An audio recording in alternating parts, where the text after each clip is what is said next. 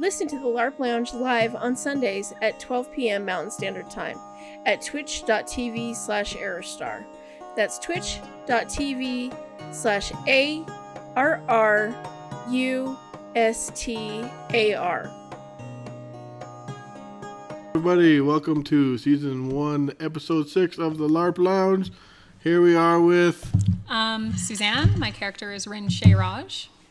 We are going to be talking about the various races that live in the world of Cerealia and the racial makeup requirements for each of those races.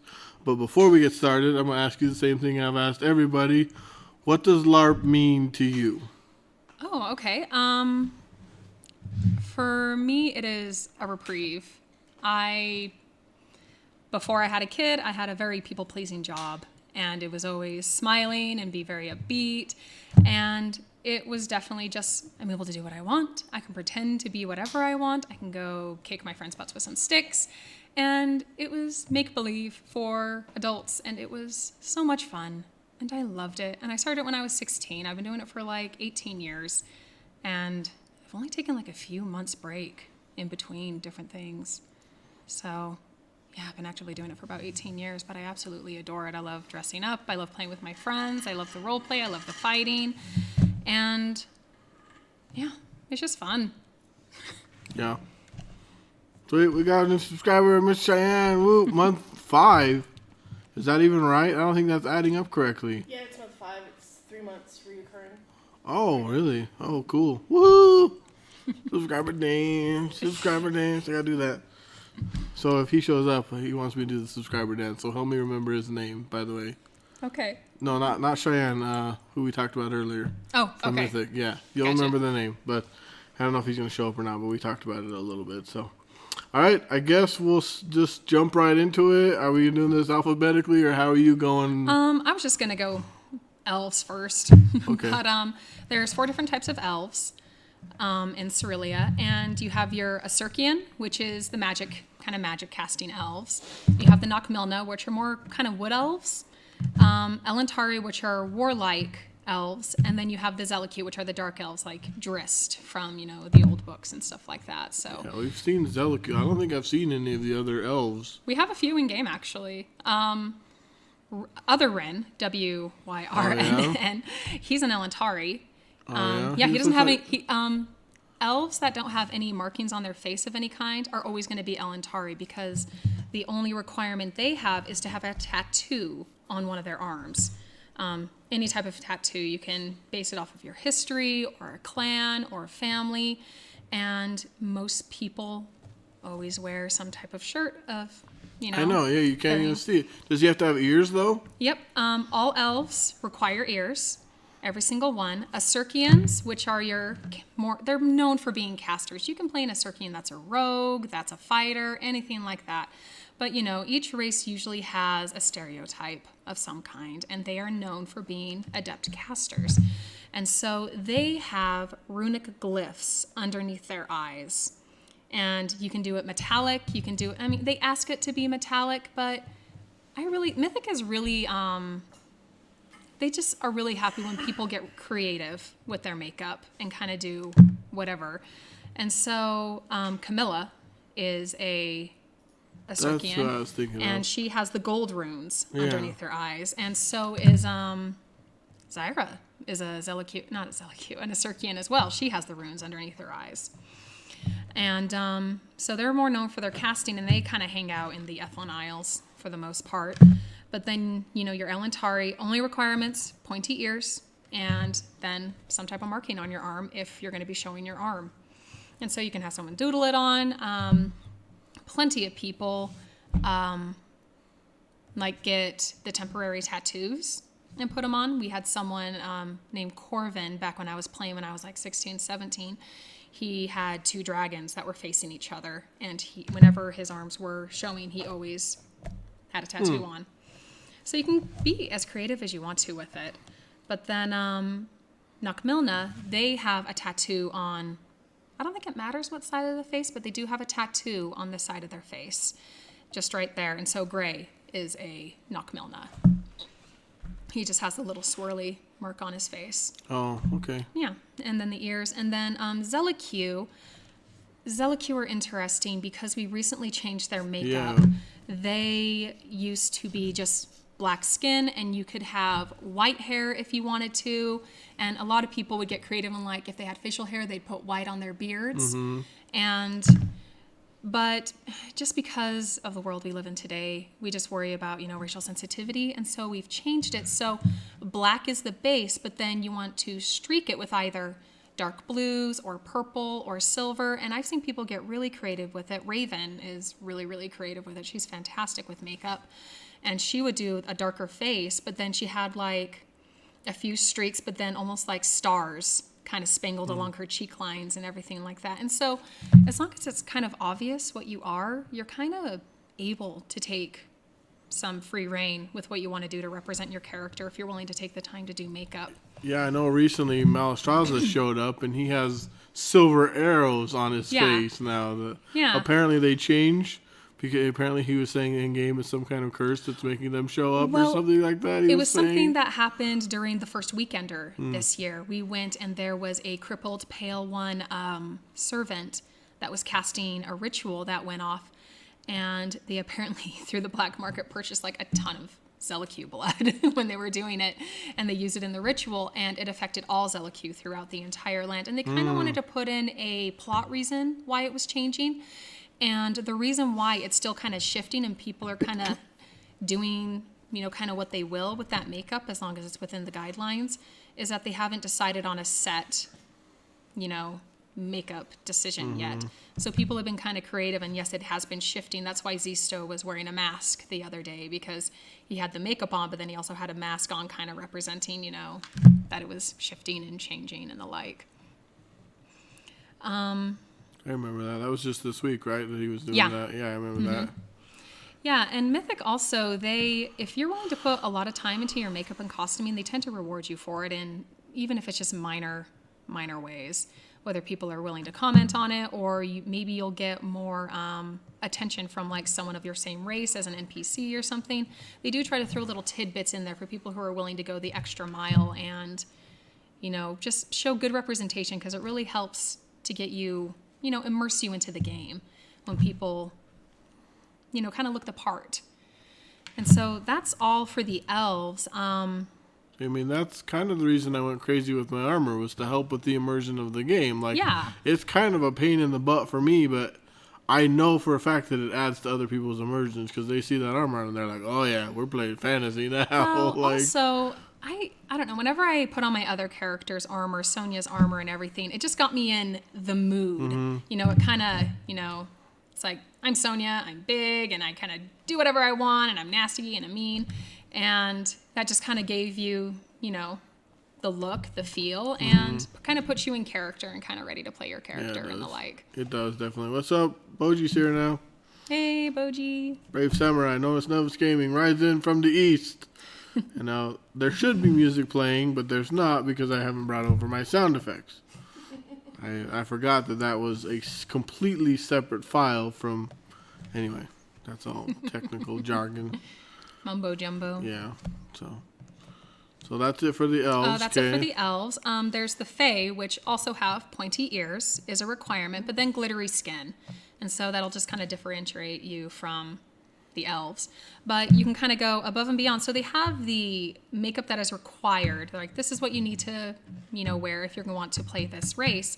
And if you don't wear that makeup for one reason or another, they usually say... to begin, when you're making a character, you have your racial your racial utility skill. And they usually will say you cannot use that racial utility skill if you're not wearing your makeup. Oh, okay. Yeah, so it's kind of an incentive to, if you decided to play this type of character, please represent it. And if you're not going to represent it, then you're not going to be allowed to use that. And usually they'll give you a warning if you're like, oh no, I forgot my makeup, or it melted in the car, or one thing or another, I ran out. They're usually very lax about it and be like, okay, well, just next time, please wear your makeup and whatever you're, representing of your character.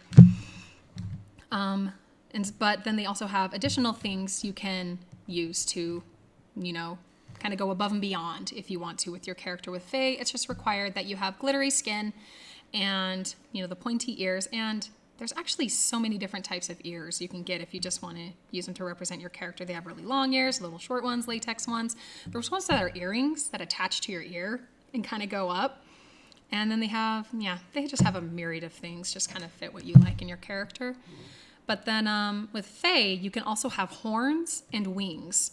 And so they're kind of otherworldly, and people get really creative with like Jeslyn.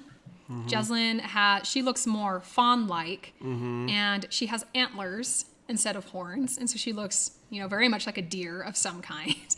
And so you can, kind of put your own spin and take on it, and be creative with it if you want to. Because if anyone were to look at her, they'd be like, "You're obviously a Fae, but you look really strange." But Fae are very otherworldly and look strange and weird. And so if you want to kind of go kind of, do your own style, you can definitely do it, as long as people are able to look at you and say, that is a Fae, that is an elf, that is a halfling. I think Frank has the best Fae outfit, because he shows up with no shirt on, with a full fishnet stocking shirt, and he is glitter all over, and he has wings on. And you just look at him, especially with that fishnet shirt, and you're like, it's hilarious. He has these giant wings, and he wears this rainbow wig.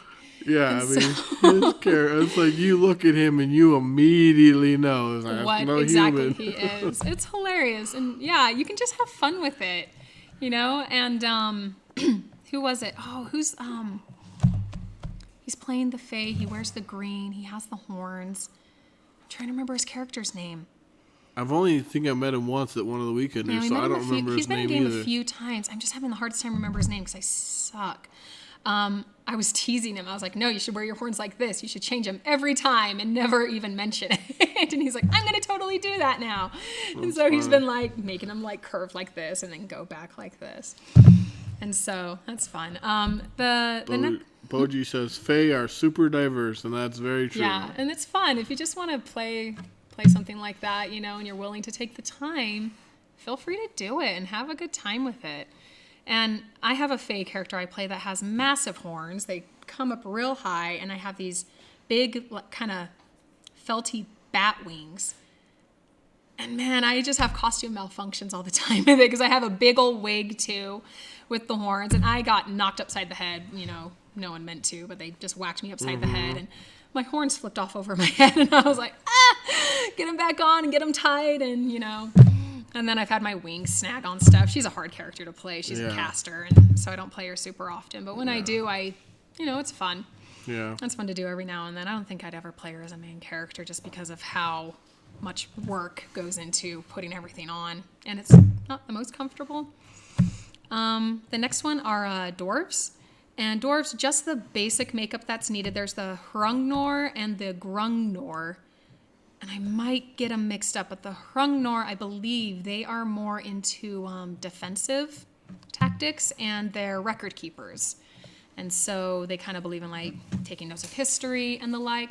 And their requirement, I'm pretty sure they have the brown kind of ruddy makeup on the cheeks right here. Mm-hmm. And the Grungnor are the exact same, except they are much more into the weapon side of things and war. But they have brown instead of red on the face right here. And then additional things you can do with them is you can have a beard, you can have an enlarged nose prosthetic, an ear prosthetic.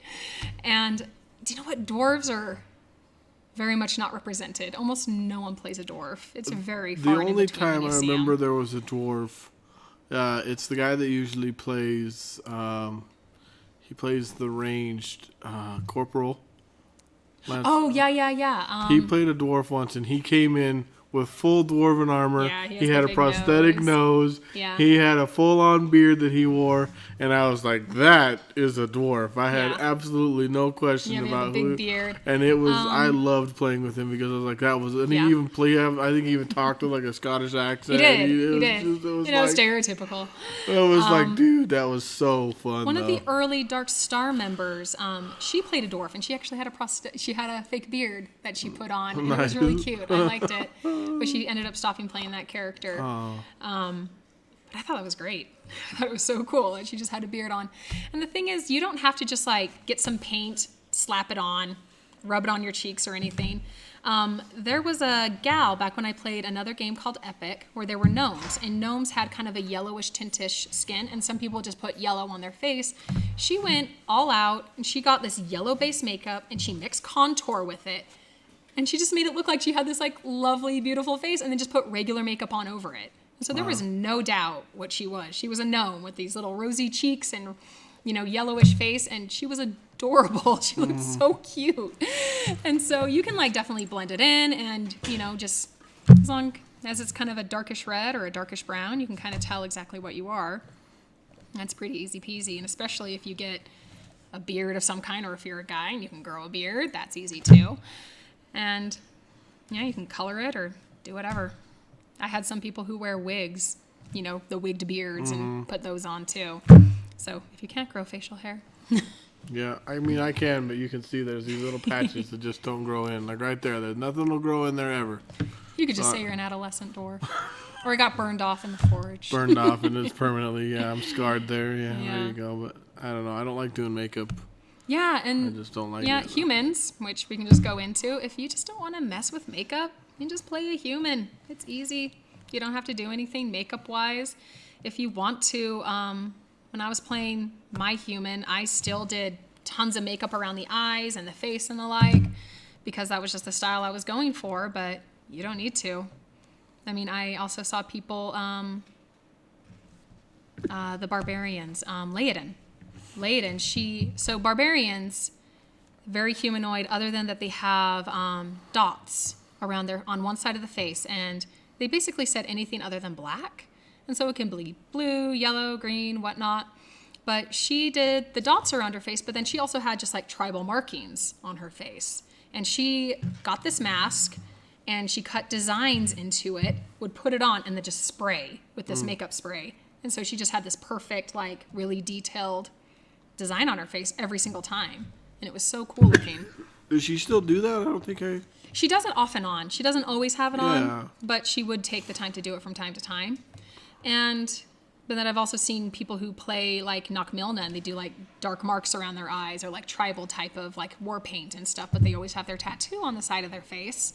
So it's really easy to tell who and what they are. Banner, he does green markings, but he has a little stamp. It has Celtic marks on it, and he just stamps it and goes boom, boom, boom, and just stamps it on his face. Then he gets another mark because he's into dragons, and he stamps it on one side of his face right there. And so he just has a pattern going on, but then he also has a tattoo on his face that kind of diversifies, what he is and what he... His is so light green, though, that it's hard to see sometimes. Very green. Yeah, it's like, I can't even sometimes remember that he's a barbarian, because like I don't see it sometimes. And you'll know when he rages. He's an angry guy. Yeah, he's always angry, that's for sure. Yeah, so humans, barbarians, there's halflings. And halflings are just represented by having a rosy red nose and kind of bushy eyebrows. And so, like Furian has a bright red nose. He covers his entire nose in red. And when I played a halfling, it was rosy cheeks and nose. And so I did rosy, but I think they took away the rosy cheeks because of the dwarves. But it was rosy cheeks and nose. And I did it much lighter than what Furian does, which is like smack red in your face, red nose. I have an NPC that I occasionally will revive. That's a halfling, and it's fun to play. He's my low level. He always runs low level modules. And I don't know if you've ever seen him, but he has he has the kobold skull. That's his sock puppet that he talks to. I don't think I've ever seen that. Yeah. And that's the crazy thing about Weekenders. People can have very different stories at Weekenders because you just split up so much with different groups. There were people talking about all these other things they did on the August Weekender, and I was like, I didn't go do any of that. I must have been elbows deep in something else. Well, didn't you do the dream thing? Dream thing? Oh, I did. Yeah, there was a lot going on while you guys were off doing your dream thing, so that took up a lot of your guys' time. I know that. We were there for a while. Poor Rin. Other Rin. Died in there, didn't he? He died in there, and then he took a death with the golems. He had a rough weekend. Yeah. Poor guy. We were talking about it because in-game Valorant was like, you took deaths. Was any of them with the fight with Kaiseran or with Talsagorn? He's like, nope. He's like, how did you take 2 deaths and neither one of them was in those fights? He's like, well. Bad luck. He's like, I died once with the golems, and then I died in the dream world. He's like, what? Yeah. So yeah, we were just talking about that on Wednesday. Dream world was his own fault. It was his own doing. But yeah. Let's see here. What else? Parthen, which is what I play. They're just humanoid cat people. And so they ask basically just to do cat-like features and ears. And so I didn't want to wear just the basic band. And so I got the detachable ones that have clips. And I asked Camilla to sew them into a hat, because I have to have a hat when I'm LARPing or I burn horribly. And so I have to have some type of thing on my head. And I was like, oh, it'd be fun if I just have the ears poking out. And so just to represent that I'm a kitty cat. Do they have to have a tail? No, the tail is optional. You can or cannot have a tail if you want to. I think I've seen everyone with a tail, though, which is funny, because that's why I thought it was a requirement, because everyone has a tail. I don't think I've ever seen a Parthen without a tail. The gal who played Natasha, who's the queen now, she had this really long, beautiful, like, snow leopard tail, because she did all the spots and everything. And my character would always bite it, and she started poisoning it. And then she just stopped wearing it all around because I kept harassing her. But I also think other things happened with it too. But that's funny. Yeah, I'd be really rude about it. But with Parthen, you can also be creative. I've seen tiger Parthen and spotted Parthen, and you can do different patterns and patches and all sorts of stuff with a pink nose. And I just do very basic stuff and this takes me like 20 minutes or so, depending if I can just get the lines right, because every now and then I'm like, wipe it off and try again, get everything straight. But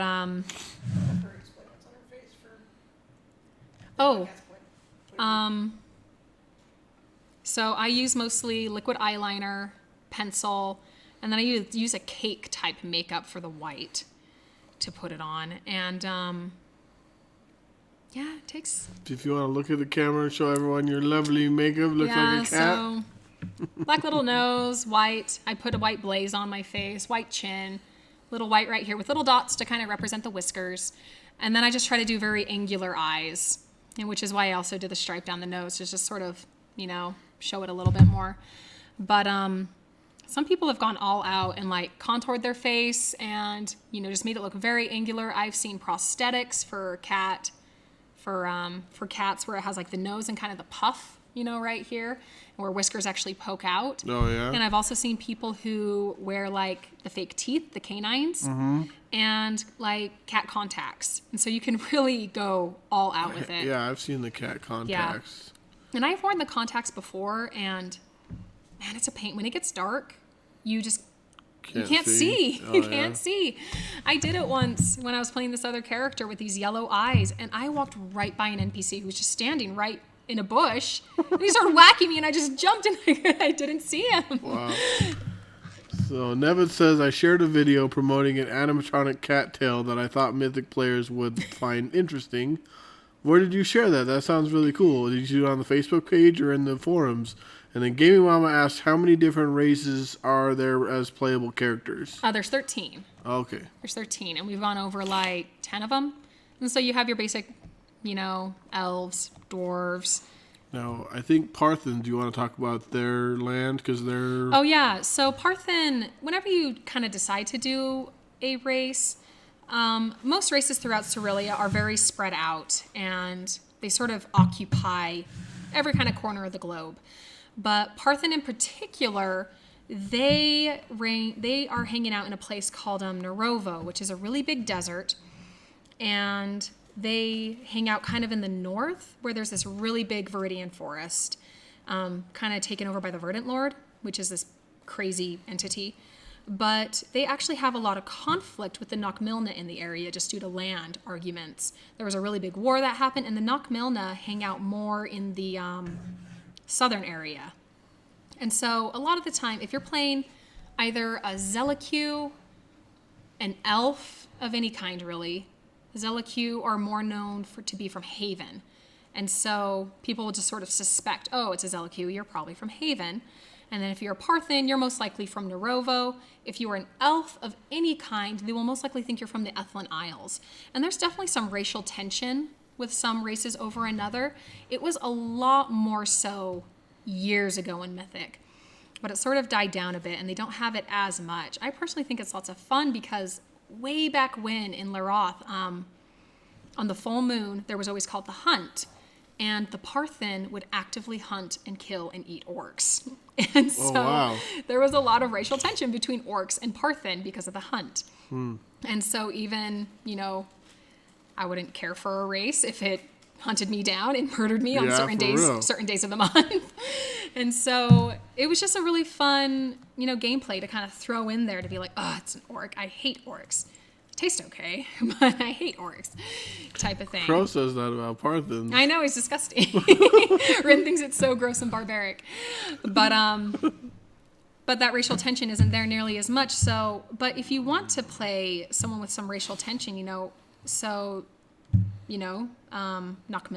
you can say my Knockmilna's from Narovo, and they hate he hates Parthen. I don't like Parthen. All this battle and all this war, and they would be kind of justified in their hate for those type of people because of everything they have done over the years. Because Parthen, they have their little packs and prides and tribes, and they do tend to raid people in Narovo to the south, and they tend to raid them for supplies and the like. And barbarians, very much the same thing. Myzentians and people from Haven. During certain times of the year, people from Myzentius, which are mostly barbarians, tend to raid. And they go after and they attack these people. And so it can kind of come to affect gameplay-wise. Like right now, there was a bunch of... a huge thing right now. Yeah, these barbarians, they did an attack on Acheron, which is a really big merchantine country. And they tried to raid this bank from Calder and Scale.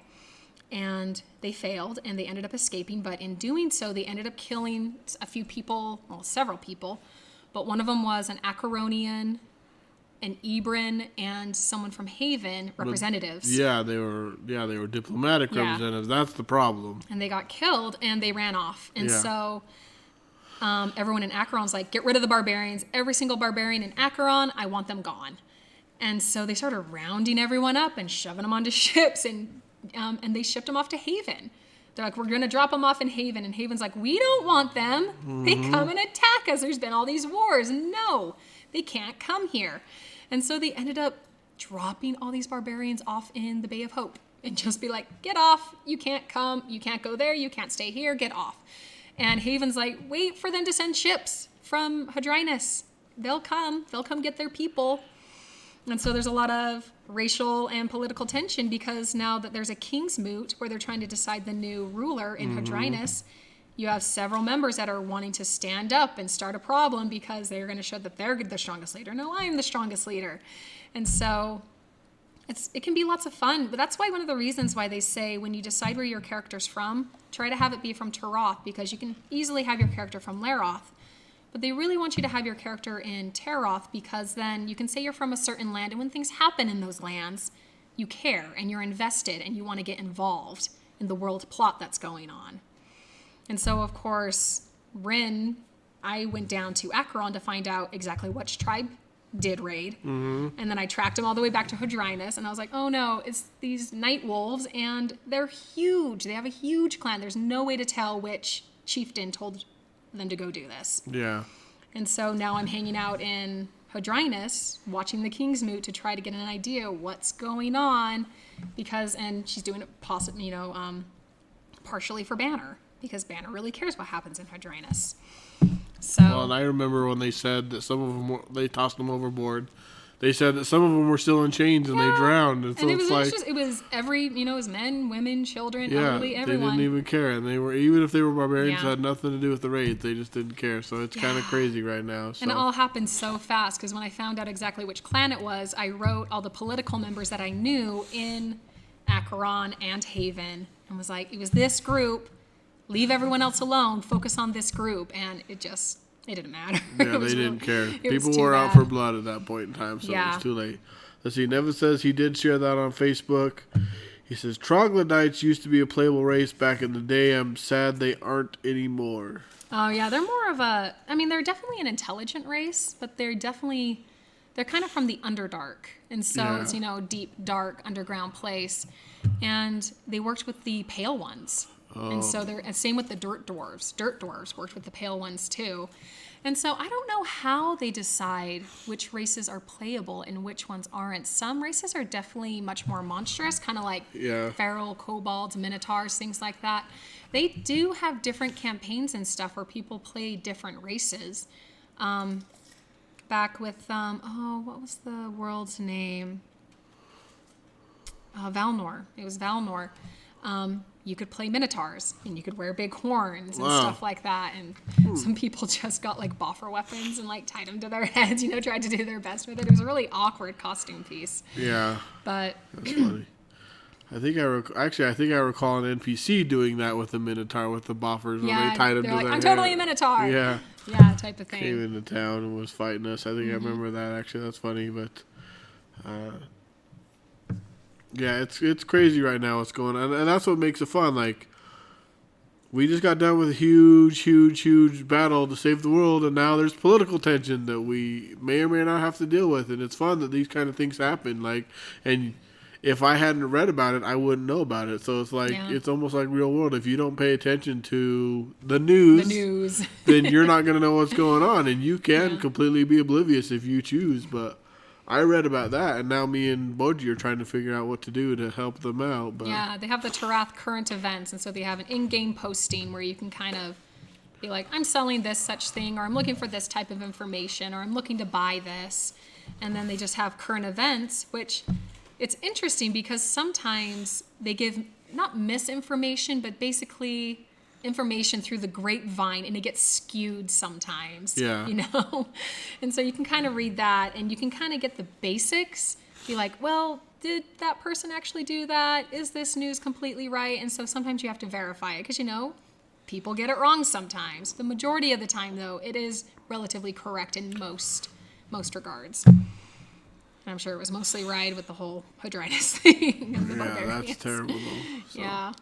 That'll be interesting to see how that plays out, though. Yeah. Let me see here. Oh, Ethlin Isles, where majority of the elves come from, there's not nearly as many Zelicu there. But the other three races, if you go there and you're not an elf, they're very xenophobic. They usually don't want to have anything to do with you. If you're like, hey, can I go read in your library? They're like, ew, gross, no, get out. Yeah. They don't like you. I went there as Sonia to try to buy a certain type of wine for something that I needed. And I had to I ended up going to Myzentius, hiring an elven mercenary, taking him there and having him purchase it for me. Wow. Yeah, because they wouldn't deal with a human. They're like, you're disgusting, you're gross, we don't like you, get out. And I think it was Talos. Talos was trying to learn about amethyst, and they wouldn't let him up very high in the library.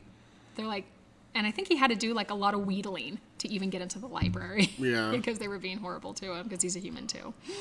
Well, the Fae are kind of the same too. Like, they have their lands, and they're like, if you don't have permission to enter, it's like death on sight almost. And that's isn't it? much more in the in Laroth, I believe. In Laroth, they're very much like that. And there was also racial tensions between fairies, which aren't to be confused by Fae. Fae are more like they're fairy type people, where fairies are very different. But fairies and gypsies used to be a race, and they stopped and they cut it out. But they had a lot of racial tensions, and usually if a gypsy sees a fairy, they would curse them, and then the fairy would prank them, and it would just go back and forth, and they'd be terrible to each other. Like when we went to his name, Kane's retirement. That was the fairies then? Yeah, that was the fairies. That was Titania and Puck. Okay. And Puck was being horrible to Sabella. He's like, gypsies suck. And she's like, I'm in your land, and I don't want to do anything terrible to you. And so, no. But, yeah. That's funny. Yeah, they're just mean to each other. Yeah. And back when the Garadetskis were around, they had a bad relationship with Puck off and on as well, where he would do stuff, and they're like, oh, I hate you so much. And so, well, Puck in general is kind of a punk, so, yeah. I mean... But also they had two plot lines where there was the Shadowheart guy and this Psycree fairy, both fairies, and they were actively just murdering gypsies. And so they were murdering caravans and just doing terrible things to them, and just killing them all around. And so It's definitely something they kind of keep up, but you just don't see it nearly as much as you used to. I'm trying to think if there's any others. Mostly not. I mean, there's the Parthen and the Knockmilna. There's the Barbarians all together. And then Haven. I mean, some people still have suspicions towards Zellicu as a whole because they came from the Underdark, which is, supposed to be corrupt and evil. And so they're secretive people and, who knows what they're up to, those scallywags. But other than that, I don't think there's very much racial tensions. And there's only Haven with the Zellicu, Hadrinus with the Barbarians, and then Narovo with the Parthen and the Knockmilna and Ethlin Isles with the Elves. All the other countries are very, very diverse. And so you can easily be a Parthen from Westerland or Acheron or Myzentius. And you don't have to be from Narovo. David says Puck is a Berserk reference. I love it. I think it's a reference to Midsummer Night's Dream, isn't it?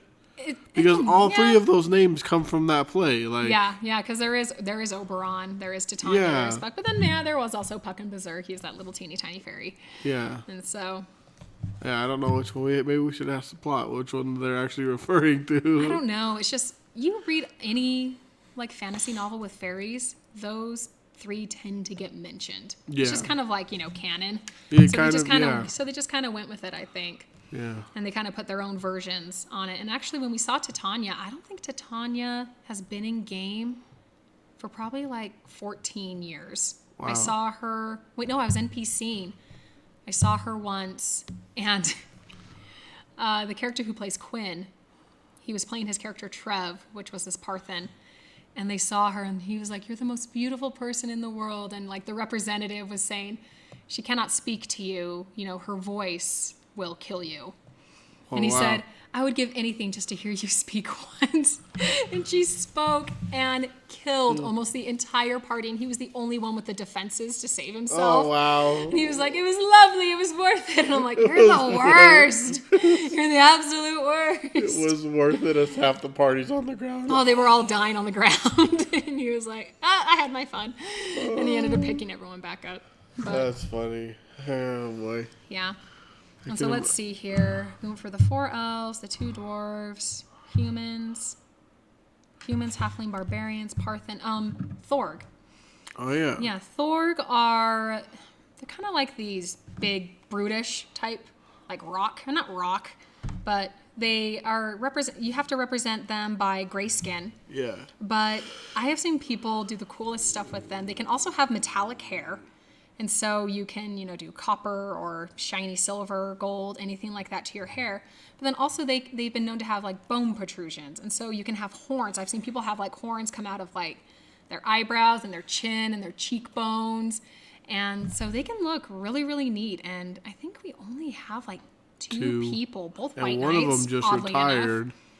And one of them just retired, so we're not going to see much of him anymore. And the other one's a secondary character now, so it's he is. He used to play him mostly, but then he kind of changed it to play Mort. Yeah, he likes Mort, I think, more. So. Yeah, well, being a white knight is really hard.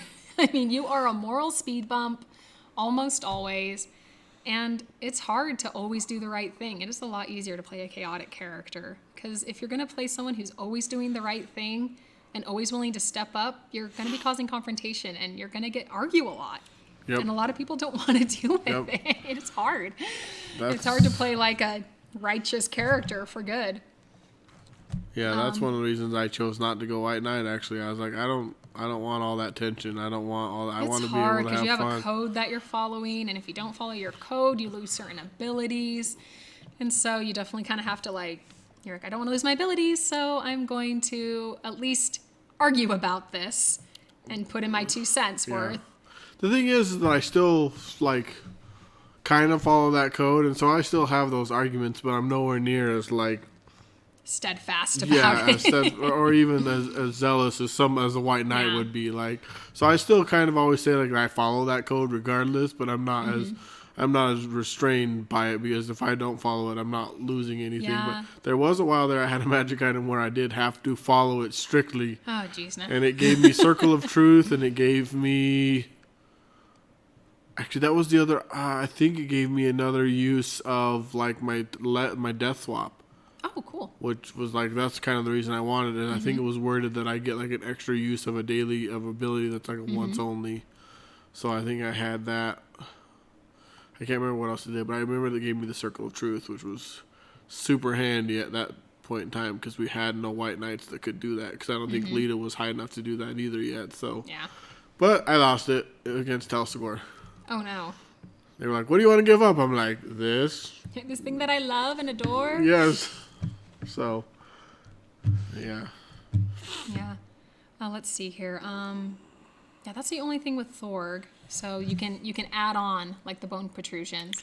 But other than that, you can have metallic hair, but they just require that you do the gray makeup on the face. Other than what am I missing? Orcs. Yeah, orcs. Yeah, we don't have any orcs. Anyone who plays orcs, I think they would be so much fun. I've been thinking of playing one as a secondary character, but I don't know if I want to play someone with so much makeup again. Orcs, green skin.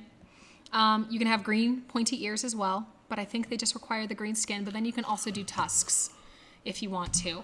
And some people, instead of doing the makeup, they wear the masks or the prosthetics or the like. And I don't think I'd ever... It's hard to breathe sometimes. It's hard to see through the prosthetics and the masks. I'm sure there's some amazing stuff out there if you do your research that would fit and work with a LARP. But it can be difficult, I think, to... I mean, I don't know. I've seen some of those European LARPs that do the orcs. Oh, my gosh. And they're amazing looking. They're so cool. They are. And I'm like, you must be so hot and uncomfortable under all of that. But it's really neat. I had a character who... it's the gal that plays Janai. She had an orc that she played, and I don't remember her name, but she's hilarious. She has the green makeup on and these tusks.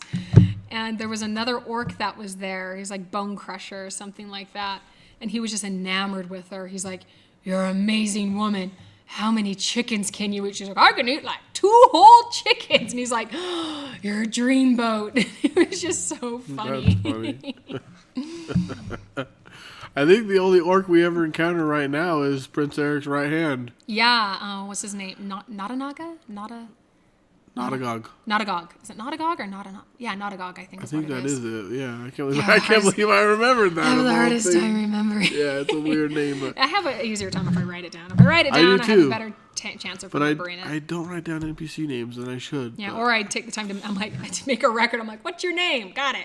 And then I write it down later. Yeah. See, I write down PC names because that's exactly it. Once I've written it down, for some reason I remember it easier. Like I don't know why. Or I'll spend a huge chunk of the event with them. Like I was having a hard time remembering Miles' name. And so I ran off with him for a little bit and we chatted and I was like, okay, if I have to say his name a few times, I will remember it. So I try to spend time with that person. And then you got Fruy in there saying everyone's name wrong. Oh, it's wrong. the worst. He says everyone's name wrong. And so then I start thinking that that's their actual name because he said, like, that's skills right there to have, like, your own nicknames. He's good at it. He remembers everyone. It's so funny, though, because we've tested him before and he's like, he usually won't write down Murray, which is what he calls me. He'll write down Rin. And so I'm like, you got dropped on your head as a child, didn't you? See, Nevin says, I like Deb's orc that she played for a while. She has the blonde wig. I don't even think I've ever encountered that character. Yeah, it was a while ago. It was very early on. And she would play... One of the reasons she stopped playing her, first off, the makeup, it's hard to deal with. And second, she was scaring her kid each time she put it on. Her kid would scream and run away. She's like, I don't want to play it. It keeps scaring my kid. That's funny. Yeah, Nevin says, I'm Benji Crush, lol. I'm usually Jeffrey Crush, but he forgets sometimes, and he usually will use any kind of J name for me. So, yeah. So he does change it occasionally, which actually was really funny because... there was the last weekender. Mm-hmm. Well, not the one with the August. Yeah, the August one. Mm-hmm. You were there when the Quickling came into town, and he's like, "Come over here, Fruy." So Fruy is like, "Oh, what's going on?" And he's like, "Tell me about this Tell me about his." He's like, "Jeffrey Crush," and the Quickling is like, "Are we talking about the same person here?" And everyone had to explain to him that this is how he remembers people completely incorrect, which is so funny, but. Yeah, for me, it's Murray. And then for other Rin, I think it's also Murray. And so it gets confusing because I'll actually turn to that name now when he says it. It's the worst. Well, I mean, it would make sense that it's still Murray because you're both Rin. Yeah, Team which Rin. is still confusing as heck. Yeah, the thing is, I had this character in the works for like a year before I retired Sonia. And he came in with that character, I think like 2 months before I did. I'm like, should I change my name? I already had her already. And I was like, there can be 2 Rins. It's no big deal. And actually, it's been really funny. Because people will call for Rin, and we'll both be like, ooh, and he's like, no pirate Rin, no cat Rin, whatever. That's what I do. I do Pirate Rin and Parthen Rin because I didn't know how you spelled your names for a while. Yeah. Like, people are Rin with a W. I still don't know which Rin you're talking about because I've never seen their names spelled out. So. I think it's Janai. She keeps calling him Ren, like the bird, W-R-E-N, a Ren. Oh. I was like, no, it's Rin. She's like, Ren. I'm like, no, Rin. I'm like, no. That's funny.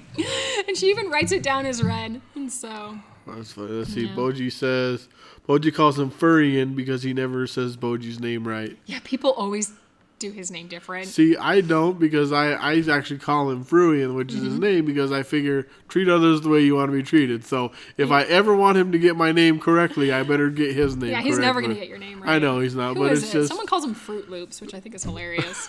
That's funny. Yeah. So... I will have to pull up races just to make sure we didn't miss any, but we'll have to wait. It right here. You do? Yeah, halflings, they can also have furry feet if you want them to. Really? Yeah, furry feet. See, I don't think anyone's going to go barefooted for that, though, because we're always outdoors, and that's... I used to have hard soles. I don't anymore. I've discovered this recently, walking around barefooted. I was like, ow, ow, ow, everything hurt. Oh, and also something to take into account when you're choosing a race is that So when you're making a new character, you get 2 combat slots, and then you get, your utility slots, your 2 utility slots. But one of your utility slots is a racial utility slot. And so each race has the utility skills that you have. One of them, there's usually 3 utility slots, and you have to choose one of those when you're making a character. It's one of the very few things that limits what you can get when you're creating a character. Yeah, your race makes you determine 1 utility, and your class makes you determine 1 combat. Yeah, 1 combat. But other than that, you're still free, and other than your force abilities, you are free to kind of do what you will with your character. And so even though Asurkians are known for magic, you can easily be a warrior type Asurkian. And so with Asurkians, it's so every single race, regardless, always has the option of getting diversified training. And diversified training is a skill to let you go into different production classes. And so if I think everyone should have it, is diversified training in medicine.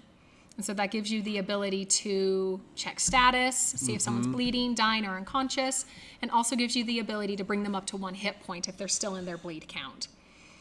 And so you can diversify train into tinkering, so you can use bombs, or diversify into the fighter class, so you can use heavy armor and shields and the like. Oh, I didn't know that it worked for classes too. Yep, it works for classes. You can do it. You can do it into. I think when you buy it, it gives you all of them. I think it's so when you pick a class to be rogue, arcane, mystic, or fighter, you get certain things just right off the bat. If you're a rogue, you get +1 damage to daggers, and you're able to wear light or medium armor. If you are a arcanist, you get light armor, but then you also have the ability to detect magic and do a globe of light, to make a globe of light. And then same thing for the mystics, but instead of getting the detect magic, they get detect affliction, which lets them know if you're poisoned or diseased or anything like that. And then for fighters, it lets them use shields and use heavy armor, any type of armor, basically. Yeah. And so you can diversify train to be able to do that. So, yeah.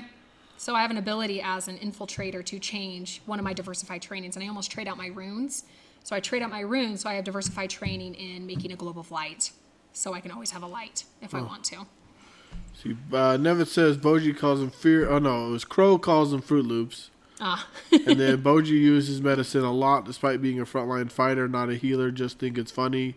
See, and I actually got rid of medicine for a while, and I was like, oh, that was way too handy to have. I want it back. It's so nice. It's the most convenient thing because it's something you can do all the time, at any point, and It's wonderful. Like, I got rid of it because I'm like, I only care about my bonds, and I already can know their status at any point in time. But then there was times where I was like, oh, this random person is down. Yeah. I can't status them, but I'm the only one around. I'm like, shoot, grant well-being? No effect. Ah, crap, I just wasted that. So Yeah. that was actually the reason I got it back, is so that I stopped wasting skills. Yeah, it's really nice. And it just takes, like, what is it, a 10 for... 10 count. It's a 10 count. Some people can do it on a 5 count. Yeah, I'm trying to remember who. I don't know how. Yeah, I don't know if it's an item or if it's something humans can do. I'm a human. I don't think it's a human thing. No, not a human thing. Well, Yeah. it might be a special. I don't know if it is or not, but It might be an item. There's some people who can do it on a 5 count, yeah, which is nice. I think Wakeful's one of them. Yeah. She does it on a 5 Maybe count. it's a medicine thing. Get higher up in medicine, you shorten your count. Could be. Yeah, I'm diversified training in medicine, armor smithing, and weaponsmithing, so that I can get all those. Oh, you don't have a production class? No, No? Okay. so I just did that so that I can get my magical weapon without having to waste a slot for being user friendly. And same with my armor, I don't have to waste, especially because I was like, who could use a fortification buff? I can't. You're going to want to. I want to, but, so I was like, I'm gonna start taking And those. Shadow polish. Shadow Shadow best polish one was by far. but now I have it on my armor, so That's nice. that's what. Just activate it. Yep, that's what Banner did as like a bonus for me. When we were talking about making my armor, he's like, I don't know how to do that yet. And then we showed up at the weekender, and he's like, I just threw this random crap on you. no, for you. he's like, I took the time to get in touch with who's the CMA, and I got this schema so that I actually was able to throw Journeyman's Shadow on there anyway. And I know you can't pay for it right now, but we'll just deal with it later. And I was like, holy cow. Yeah. So Banner's great when it comes to weapons or armor. Because he's like, because you're a member of the town and because this was a scary fight, I went above and beyond for you. I'm like, yeah, you did. Yeah. Banner's all about the town. Yeah. All about the group Yeah, he is. and working together. So that was huge. Yeah.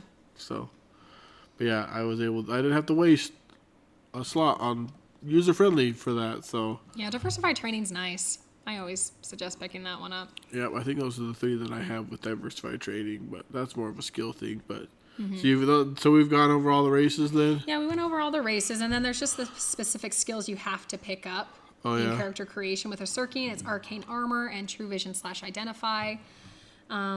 Barbarian, rage, obviously. Then rune crafting. They're known as rune crafters. Alantari, dual wield or weaponsmithing. Fae, healing touch or invisibility or negate ethereal. Grungnor, hunker down or scroll making. Halfling, tinker or pickpockets or conceal. The other types of dwarfs, Hrungnor, armor smithing or vigor. Humans, disguise or medicine. Knockmilna is hide or quick search. Orcs, rage or waylay. Parthen, dual wield or survivor. Thorg, strength or survivor. And then Zellicute, alchemy or invisibility. Wait, did they just change human? No, human's always been that. Because I'm a human, and I don't think I have either one of those. You have diversified training. Oh, that's what it was under diversified. Okay, 'cause everyone diversified has the option training, of doing medicine diversified training. specifically. That's right. Yeah. I took diversified training. I think weaponsmithing right off the bat was it. So I don't even remember anymore. I've done so much to Joey. I don't even remember it all. Yeah, but that's everyone. There are a few unique things. Like I heard that they got rid of templates altogether, like the vampire template and everything like that. I think that's what Crow was saying when we Yeah. talked about retirement, because that was a retirement sort of thing. So they got rid of all that because they wanted to, if you retire and say you want to be a werewolf or a vampire, dragon, whatever, they kind of mold it to you. So you just don't get, you're like, okay, first level you get this, second level you get this, third level you get this in these specific skills. They kind of changed it kind of depending on how you went about going after the plot and doing certain things for certain people. But some of them still have racial makeup. Vampires, you can have one of the 3 or do all 3 or 2 out of the 3. Pale skin, sharpened canines, or red eyes is one of them. Dragon, if you get far enough along, you can have like the slitted contacts, like lizard type contacts, and then you can have like I played an NPC who was very far along the dragon path, and I had scales all the way like down my nose and along my eyes and my cheeks and everything. I don't think. Oh, and then there's like Lita, who's I think she's a plagued one. like that was the template was plagued one or something like that. Yeah, She's and so undead she with she plagued has to one. look undead. Yeah. You know. So there are a few races and things that you can pursue that can make you look a little different. And like for example with Sonia, she has a tattoo on her cheek that's Knockmilna-ish, but it's from a tribe that she ended up joining and got a ritual done, and it does a rage for her a day. A rage a day is all it does. But so you can have stuff that kind of she's human with a tattoo, which is usually kind of uncommon, but Yeah. you can easily pursue stuff in game or makeup wise. I mean, like there's the gal who played Sibella. She has a lot of scarring on her face for her new character, and so you can do anything really to kind of diversify your character and add something to the story or whatnot. I heard you are really insensitive about that. I was. You're like, WTF? What happened to your face? Well, I And told she's her. like- So I even said this may be insensitive to ask, but yeah. So I even knew before I asked it. She asked me because my character met her before she came in game because she wanted to have some sort of connection with someone, and I was Yeah, like, that we was- can say we met.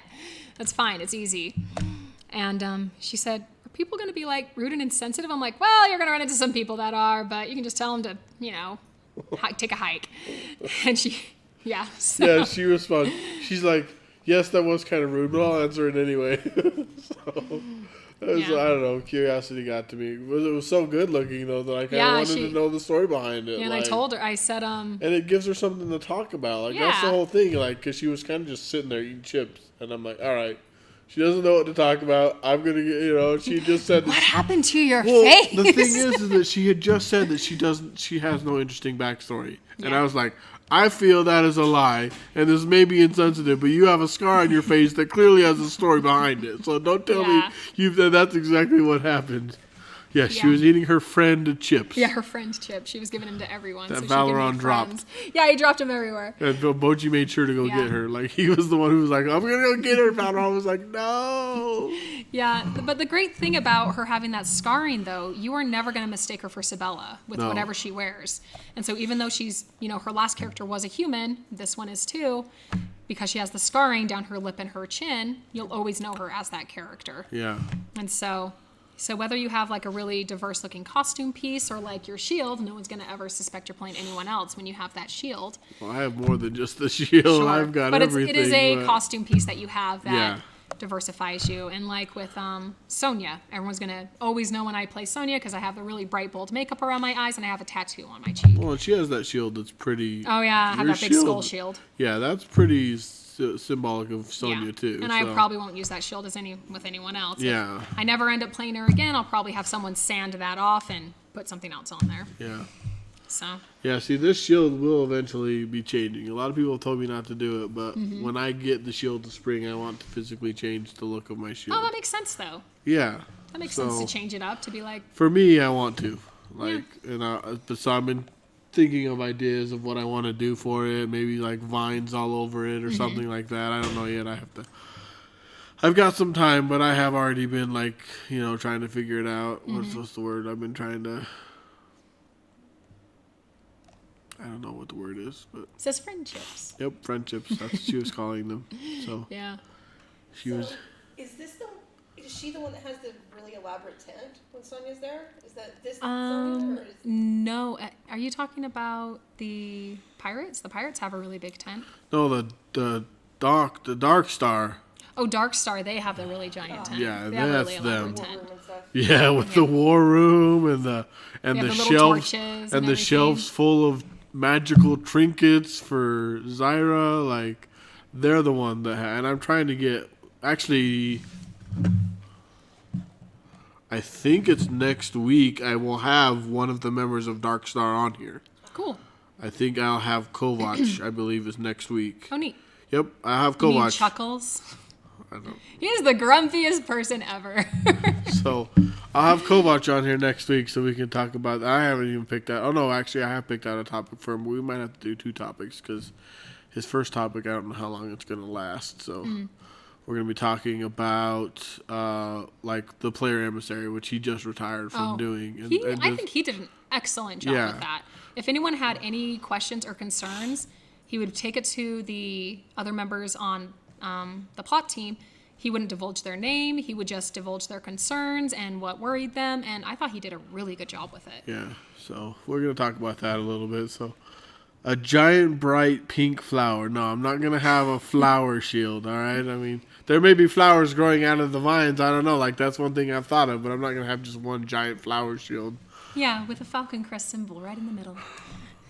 No, things are changing with that, too. So, but anyways, we won't talk about that. But so, yeah, the thing is about that shield is I just told her to do whatever. Mm-hmm. And she... Based on my costume, she followed my color scheme and has the big old falcon crest symbol, which looks great. So it looks good. When I first started playing, I was looking at the coins, and I had them upside down, and I saw it as a hedgehog with like really spiky hair on top with a little pointy nose because I was holding it upside down. That's funny. I was like, why is there a hedgehog on here? What a weird thing to put on a coin. That's funny. Yeah, and Nevitz calls me the Spring Warrior now. And he keeps saying that I need to have a theme song for my Spring Warrior. And I'm like, no, I'm not having a theme song. But I've thought about changing like my shirt to yellow or something. Mm-hmm. But you only can see like this part of my shirt when I'm in armor. And I'm like, I don't think anyone's going to even notice. Like, other than on the talk show. And I don't know. Yeah. I've thought about maybe because after the ritual happened, they had glitter on me. And I've thought about making that a permanent thing just to be... I asked them if I had to, and they're like, no, it was just a side effect of the ritual, but I thought maybe that'll be some way to identify that I'm different now. I've been touched by spring, and I'm more fae-like, even though I'm not a fae, because I won't have the ears, you know what I mean? You should have fake flowers that you carry around that you always just seem to find in your house or something. You just hand out to people. Here. You have a flower. You have a flower. That would be funny. All my bonds will have flowers now. Yay. She's one of my bonds for everybody out there. Let's Yeah. see. I think our starting soon music to a Spring Warrior theme. Changing it. Sorry. Oh, changing our starting music to the Spring Warrior theme. Oh yeah, correct. Don't encourage him. I mean, we can find something if you really want, but very few people would understand the reference. But we'll have to figure something out that might actually be fun just to have. Yeah, we'll just see to make him happy. how long it takes you to do it. Because I know that Valeron, when he was originally going for the sword, it took him a long time. Well, it took Boji a long time, too.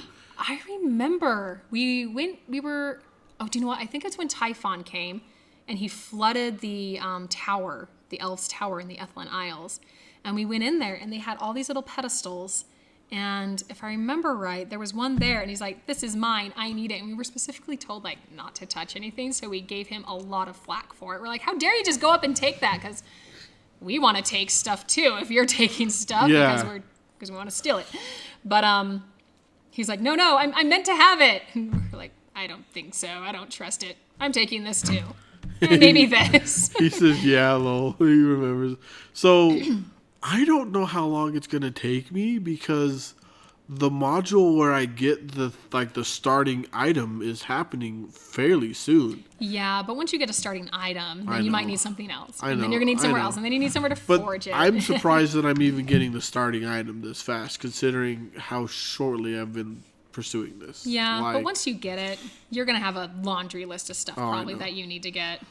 I know, but Yeah, whenever you're making something unique and cool, it always takes a while. Yeah, it does, but I'm just still shocked already. But I need to contact Sabella and ask her to come out of retirement for it because we're gonna need some good healers. Yeah, we'll see. I know, I don't know if it's gonna work, but I already know her other character's not gonna come because she's like, I'm too weak, and I'm like, yeah, I don't want you dying. So yeah, I think she's doing her retirement module the 30th of this month. Where that's going to be it, more or less, and all the gypsies are coming, and I think she started it out, it was the module medley we went on not too long ago, and she needed something from Kuval for the Order of Light, and I think we're finishing that up on the 30th. We're going to go do that. But, yeah, that just kind of depends on how her retirement ends, on if she's going to be able to Maybe we'll see Timmy then, and we can ask him the question if he still has the Sword of Summer. Bet she doesn't. Well, that That thing what, comes and goes so frequently. well, that's just it. Like, the Quick Link was like, no, the Sword of Summer is lost in the void right now. We were like, wait. Yeah, but he might be out of date. Who knows how long. That's exactly it. So we're like, we better pursue this in game and find out where the Sword of Summer is because we have no idea. Like, we were like, last we heard Timmy had it. Yeah, we found forever. I was there actually when Valeron found the original sword, but then he had to like power it up. Yeah, I was there when he actually finished powering it up. Like, I was there when he got it. It was in a vampire's tomb, and we were screwing with the vampire. I remember we were like shining light on it. That's funny. Stealing its sword. So, all right. Well, let's. I guess we could talk about some class features if you want for your. Sure. Because you've had Sonya, so she had some. Well, she had Warden, which we've already discussed. And what was your other class? Berserker. I don't think we've discussed Berserker. You didn't talk about Berserker? No, because Boji's other topic was different. So, but let's take a quick break and we'll figure it out, and then we'll go from there. So. Okay. Listen to the LARP Lounge live on Sundays at 12 p.m. Mountain Standard Time at twitch.tv/Arrustar. That's twitch.tv/ARRUSTAR. All right, everybody, welcome back. Sorry about that short little break. So what we've decided we're going to discuss is like we did earlier, we're going to discuss about the classes that she had as her first character, Sonya. Let's see. Spring Warrior theme song needs to be 80s style rock. My producer says she's on it. She'll find something. So, and then we're gonna discuss her classes as Rin, and then kind of how she went about getting that specialty stuff as her master warden and stuff like that. So, yeah, I guess we'll start off with. Berserker. Because we did a little bit as Warden already, talked about with me, so. All right, so Berserker in general, usually it's best if you're using a two-handed weapon because you just deal out so much more damage with a two-handed weapon raged than you ever would with a one-handed weapon. I picked Berserker for Sonya, even though she fought Sword and Board, because it just fit her character-wise. You talked about this earlier on where you can use your first class to kind of define your character, and you can kind of use a second class to be flavor, more or less, if you want to. And that was definitely a flavor class for her because it definitely would have been better if she went Aegis. It would have been a much better class for her. But Berserker, she had a foul temper, she was loud, she was a bully, and so Berserker worked really well for her because it gives you the additional strength and hit points, and it gave me the bonus effect when I was really mad, I could rage and scream at people, which was fun. But the straight up class. What would be the best way to describe the term flavor to people that don't necessarily understand it? So something that just sort of fits your character. For example, with Sonya, like I said, she was a terrible bully. She used her strength to shove people around, and she just had a nasty temper, and she was always yelling. And so Berserker, was kind of known for short-tempered, angry, hard-hitting, shoving, strong people. And so I ended up going with that class, even though if you were going for like a min-maxing power gaming type thing, probably another class would have been better for her. So you went more for style and less for abilities. Yeah. That's kind of, I think that's the best way to describe flavor, is you go for style and care less about what the actual abilities are. Yeah, because Sonya actually doesn't even have the rage skill. She doesn't even have the utility skill to rage. Wow. She has a ability to rage through a tattoo that she has on her face. That gives her the ability to rage because she learned through the Red Skull clan, which is this clan of monstrous races. And so there's the savage orcs, and sometimes there's Parthen in these tribes, but usually it's like savage orcs, trolls, ogres, minotaurs. And it was during the war with Typhon that she saw that they were really strong and they were raging. She's like, these are my type of people. I want to learn from them. They seem to be good at what they're doing. And so instead of learning from, someone who's like, control your rage, she went and learned from people who were all about using strength and brutality and being terrible to each other to learn from them. And she ended up learning from this big troll chieftain who shoved the crap out of her. He shoved her around all the time, but he taught her the berserking class. And the berserking class, it mostly focuses on increasing your rage stance so it lasts longer, gives you additional hit points, gives you the combat ability evade. And so if they change the rules though, if you have parry, evade takes that over. So you cannot have parry, dodge, and evade like you used to. Oh, okay. So you can only have evade and dodge, or parry and dodge. But if you add evade in there, evade's better than parry, and it just overtakes it, more or less. They changed the class a little bit, so I'm actually going to bring it up because they changed the class after I retired as Sonia, and so I don't know it by heart like I used to. So they used to have a utility tree that you bought that would give you forceful assaults. Yeah, and so you could do force damage really hard, and it's difficult to get out of the way of. Instead, you only get that about 3 times now. I think it's a total of 3 times in all 3 levels. Well, I think they got rid of forceful assault altogether, I think. Yeah, they put in a new skill. It's just called forceful blow. Okay. And it's the exact same thing. You just add the force keyword to a single weapon attack. Oh, okay. And so you still get it. And the thing is, Berserker was broken. It was doing way too much damage. They did a mistype, and so basically people were raging and then adding, the original rage with your weapon was +3 damage. And then because of how they typed it, it looked like it said add an additional amount of damage instead of 3 you do 5. People were thinking, oh, I do 3 plus 5, so it's 8. And so I think that's how people were taking it anyway. But then it goes from that, and so you get the first level, you get a few hit points, you can rage for longer, you get a forceful assault, and you get the evade skill. And then the second level, you get supernatural strength. And so supernatural strength just gives you +2 levels in your strength, but only gives you 1 forceful or feat of strength. Well, okay. Yeah.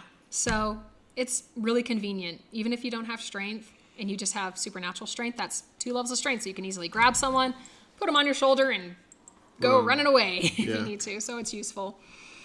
It gives you some more hit points. You get another forceful assault. And then you get the heroic rage ability, which is really neat. You scream heroic rage, and it gives you the force of the effects of heroism. Oh. Yeah, while you're raging, which is really nice. Which is +2, which is +5 hit points, +2 damage, and immunity to fear and terror. And then the role play or actual immunity to the effects? No, just the role play. Yeah. I believe. Wait, no, it's immunity. Wow. Yeah, it's immunity to fear and terror. It's really, really nice. Yeah. Not to be scared and have to run away. Though if everyone else runs away, you're probably going to go follow them. You're like, I'm not running away because I'm scared. I'm running away because all my friends are that way. Yeah, it's tactical.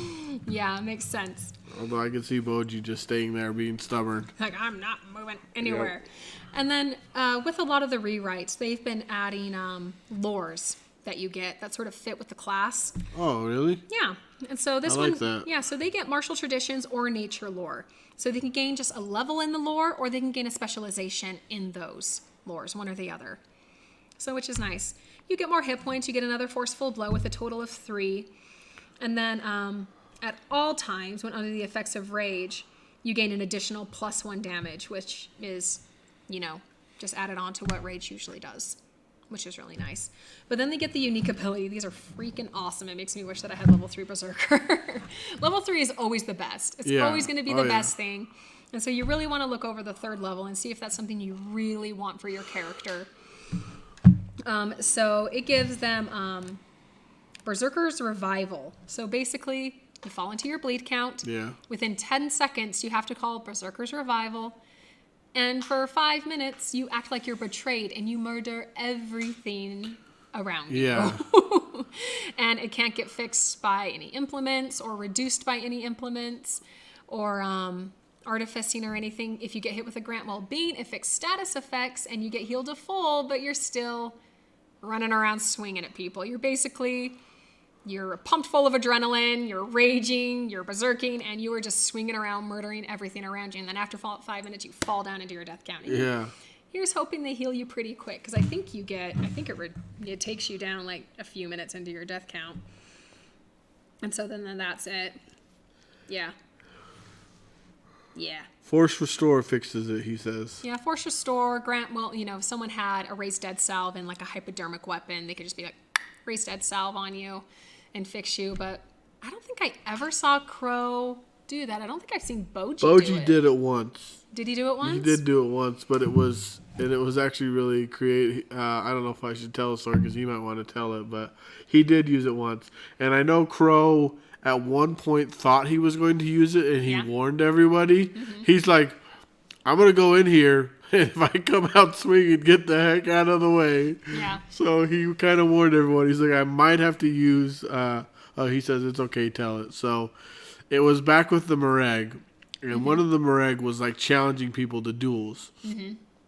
Boji always accepts a duel. I don't think I've ever seen him turn one down.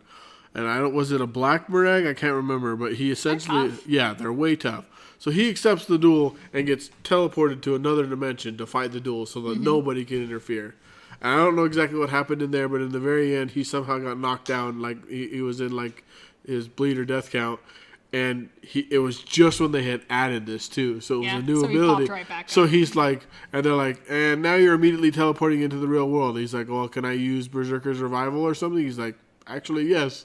So it prevented him because something was going to happen that was going to like drastically reduce his death count or something like that. But he did Berserker's Revival instead. So he immediately pops into the real world, and it's just like Crow's the only one standing there. So Crow's like, Force Lay, and then like. Eat dirt. Yeah, pretty much. It was just like the perfect person to be standing there when he came out of it, and Crow pretty much handled it. But it was so he did use it once, and it did save his bacon. I remember that. So yeah, really the best way to use it is to like charge into a bunch of bad guys, get cut down, then immediately pop back up and start swinging. Yeah, it's a tactical thing though. I mean, if they get a killing or death blow off on you, then you're kind of screwed. But then you get to, you can use a force skill to do one or the other of these. And it's interesting. They give you the ability to do it for 5 points. You can buy it for just a logistics, or you can spend 30 points to be able to do it at any time. Oh, wow. Yeah. So just kind of depends on how you want to go about it. There's the Furious Assault, which basically gives you 4 consecutive swings of Force 20 normal. And so it kind of acts, you're just like wham, bam, bam, bam, bam, Force 20 normals, but you don't get them back if you miss or they're defended or anything like that. And then he says that no, Crow used Force Restore Your Spirit after he attacked me because I was standing there too because I was like, everyone else is leaving and I'm like, I'm not leaving my brother, screw you guys. Like we're staying. I'm staying here until he comes back from wherever he went. So that's right. He came out, started swinging at me, and knocked me down almost immediately because he's swinging for all his damage. And I always forget that my damage ceiling works against PCs as well. I don't know why, but I always forget it.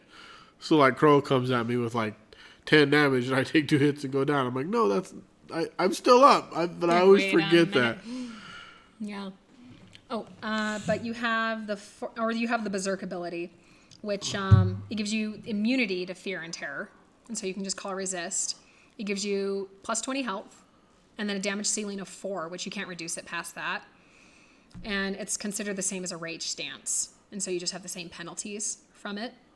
If you enter your bleed count while you're in the stance, you call empowered to the effect that dropped you and immediately go into your death count instead of your bleed count. And so, yeah. They made it.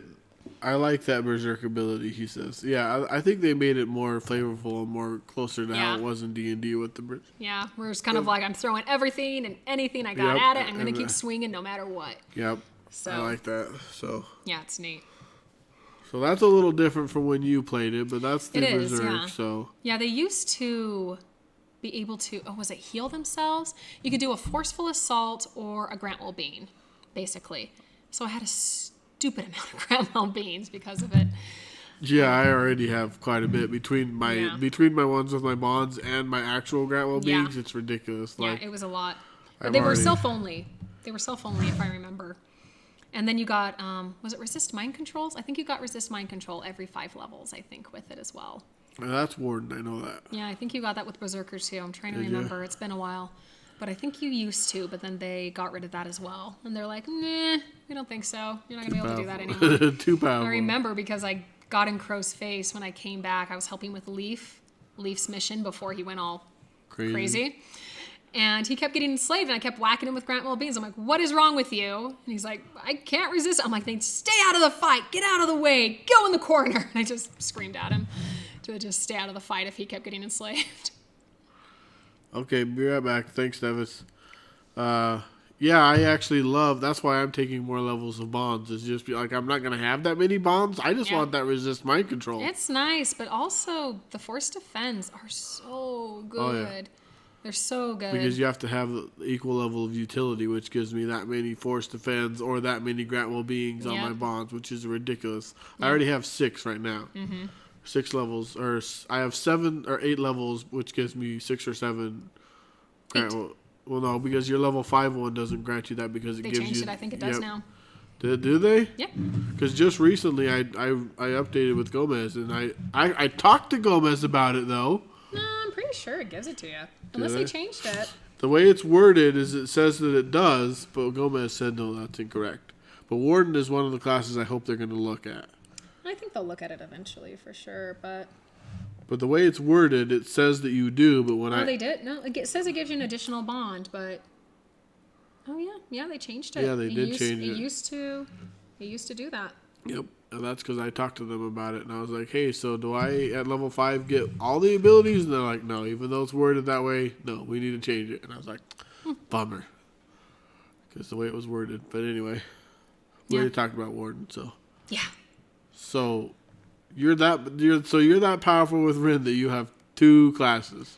Yeah, Sonya, I retired Sonya at... She was just under 1,500 skill points. Wow. Yeah, I've been LARPing for a really long time. Yeah. And the thing is, when you bring in a new character, you get your membership points, the regular points you earn through doing an event, and then you get your retirement points. And so 1 regular point you do from an event, you get 2 others. And so until your membership wears off, which mine wears off after like 100-ish points, and then, so I'm basically leveling up twice as fast as Sonya did. And so Rin is 1,100 points. Wow. She's almost 1,200 now. I'm almost getting my new combat slot. But you wouldn't know it. It's interesting with how you build characters because Sonya versus Rin, Sonya would win every time. Yeah. Rin can't hold a candle to her combat-wise. But chances of Sonya ever catching Rin are slim to none. Because Rin could just go invisible or hide. And Sonya would be like, well, she's gone, I guess. Bye. The only reason Sonya was as dangerous as she was is because her family surrounding her could do everything she could not. Everything else she couldn't, yeah. Yeah, so if she needed a true vision, someone would slap it on her. Because when you're creating a character, you can create all sorts of little, just unique things about them that you kind of just decide. Sonya was crappy at casting magic. I never had her use scrolls because she was crappy at reading. She could read. She just wasn't very good at it. I just like to play off maybe she was dyslexic. She just couldn't read very well. And so she never used scrolls. The only reason she could cast Grant Well-Being was from her Warden. I kind of played off that. She can cast Grant Well-Being because her Warden abilities give her abilities to cast Grant Well-Being. So you can come up with all sorts of little tics about your character that way. So you do kind of neuter yourself a little bit if you don't cast any magic in this game. It's really good to diversify. You can play a character. It's like, nope, I'm not touching any magic, but you definitely are filling a niche and you're not diversifying out by any means. So yeah, but it's interesting because even though they're similar in skill points, they're so different in skills. And Rin is, you would never guess Rin is as high level as she is. Yeah, I mean, not at all. I mean, I imagine because even though I've got you bonded, like I've never needed to use it, so I always imagined you were fairly powerful. But she has a lot of tricks to get out of the way. I can disappear twice. I can insta hide. I can instant invisibility if I have to. I can do it silently and not cast, so I can just throw it up and go invisible. I can hit and dash. I can phase. So I have a lot of tricks just to. So a lot of time I'll phase and be like, help, someone, anyone, help. She will run away from things more so than anyone, where Sonya would charge head in no matter what. So I just recently learned that you could cast True Vision on other people. I don't know why. I always thought it was self-only. you can cast phase on other people. You can do. Well, I have my ward one where I can do me and Oban too, Yeah. so it's like, whoo, I can take two people. Yeah, that was with always it. fun. I would cast it on a rune, and my my helmet was rune storing. Oh yeah. And so if it was usually Yuri, I'd go phase, and we'd both phase. And he got really good at it. The people around me were just really good at reacting. When I was playing Sonya, I was playing with people that I had LARPed with for 10 plus years. So we knew each other's play style and fight style, and so we just meshed really, really well together. And with Sonya being a warden, so she has a big group of people that she warded. They were all her family. Yeah. And I wanted to go more down the road of warden than there is in the book. So I wanted to, so for my retirement, I wanted to try to do the master warden type thing. And for that type of thing, you really have to let plot know that you're interested in that. And then you really just have to do the work to do it. It was a lot of work. I ended up helping reforge the guardian of Kuval with Ferris. And so I gathered 50 to 100 golds worth of components. Wow. So many components to help reforge someone, because I was like, this is going to be my master. At least I want him to train me. But to do that, I had to do a myriad of things for him. I had to help him make golem cores. And so I had to go get all the things for golem cores, which means I had to get these 5 unique components. And then even then, I couldn't make the cores myself. I had to talk to Valdemar. And I had to talk to Imogen, the witch, who knew how to make alchemy stones. And so it was a lot of work, and it took a lot of time and a lot of money. And in doing that, I was able to get, he gave me basically like practice items that kind of mimicked epic warden abilities. And so, and through practicing with those, I was eventually able to learn how to do them myself. So Sonya's advanced abilities, she can make her wards a longer bleed and death count, so additional 30 seconds to their bleed, an additional minute to their death. Wow. That would be ridiculous on Boji. Yeah. Oh, another thing. She was doing this the exact same time she was helping the Guardian. We were fighting the Pale Ones, and I got a Pale Artifice shard. And with it, I was able to make her helmet, which is like 2-page item card. It's ridiculously long and powerful, but basically it also mimicked warden abilities. If I bonded someone who had a Kuval mark, the Rook Kuval mark, I acted as if I was bonded as well. Oh, wow. And it is also my own personal mark of Kuval. And so she made her own mark. She never, ever received a mark the entire time she went to Kuval, so she made her own. And then she, but the helmet made it so she could check in with her bonds, because that was always a nervous thing that they had. They're like, Sonya's our weak link. If she's down, we have no idea. And so I'm able to message them and let them know my status always, which is really useful. I can recall a ward to me once a day. And so if I can't recall them out of a barrier. I think if they're behind a ward, I can't do it. But if they're like on the other side of the battlefield surrounded by enemies, I can just recall them back to me. And That then would be so handy. It's really cool. I've never had to use it. But and then the last one, she can ward entire groups now. So she can ward the caravans that she travels with. She bonds the entire caravan. Oh, wow. So she's able to keep track of all of them. And then her final ability, dire defend once a day. Yeah, that was a really nice one. Yeah. Yeah, it doesn't come up very often, so it doesn't get used. But it's really, really nice. See, like, one of my problems with pursuing the first Guardian is, like, I feel like I'm following in the steps of Sonya, and, I kind of don't want to do that. Like, I want to kind of forge my own path. It's like, because everyone already is like, oh, you're the best warden since Sonya. And I'm like, yeah, and I don't want to follow that exact same path. Like, I want to forge my own path. So that's one of my problems I'm dealing with right now. Like, you could find another Master Warden for sure. Yeah. Or if you end up going to the Guardian, he might have you do something completely different. Yeah. The thing with Sonya, she always worked in transactions. She never really wanted to make a meaningful relationship with anyone. And so it was always favors. It was always give and take. because that's what made her comfortable, because she didn't want to get attached to anyone. Yeah. And so with the guardian, I think he pretty much understood that. He's like, okay, you get this for me, I'll do this for you. He acted very transactionally with her.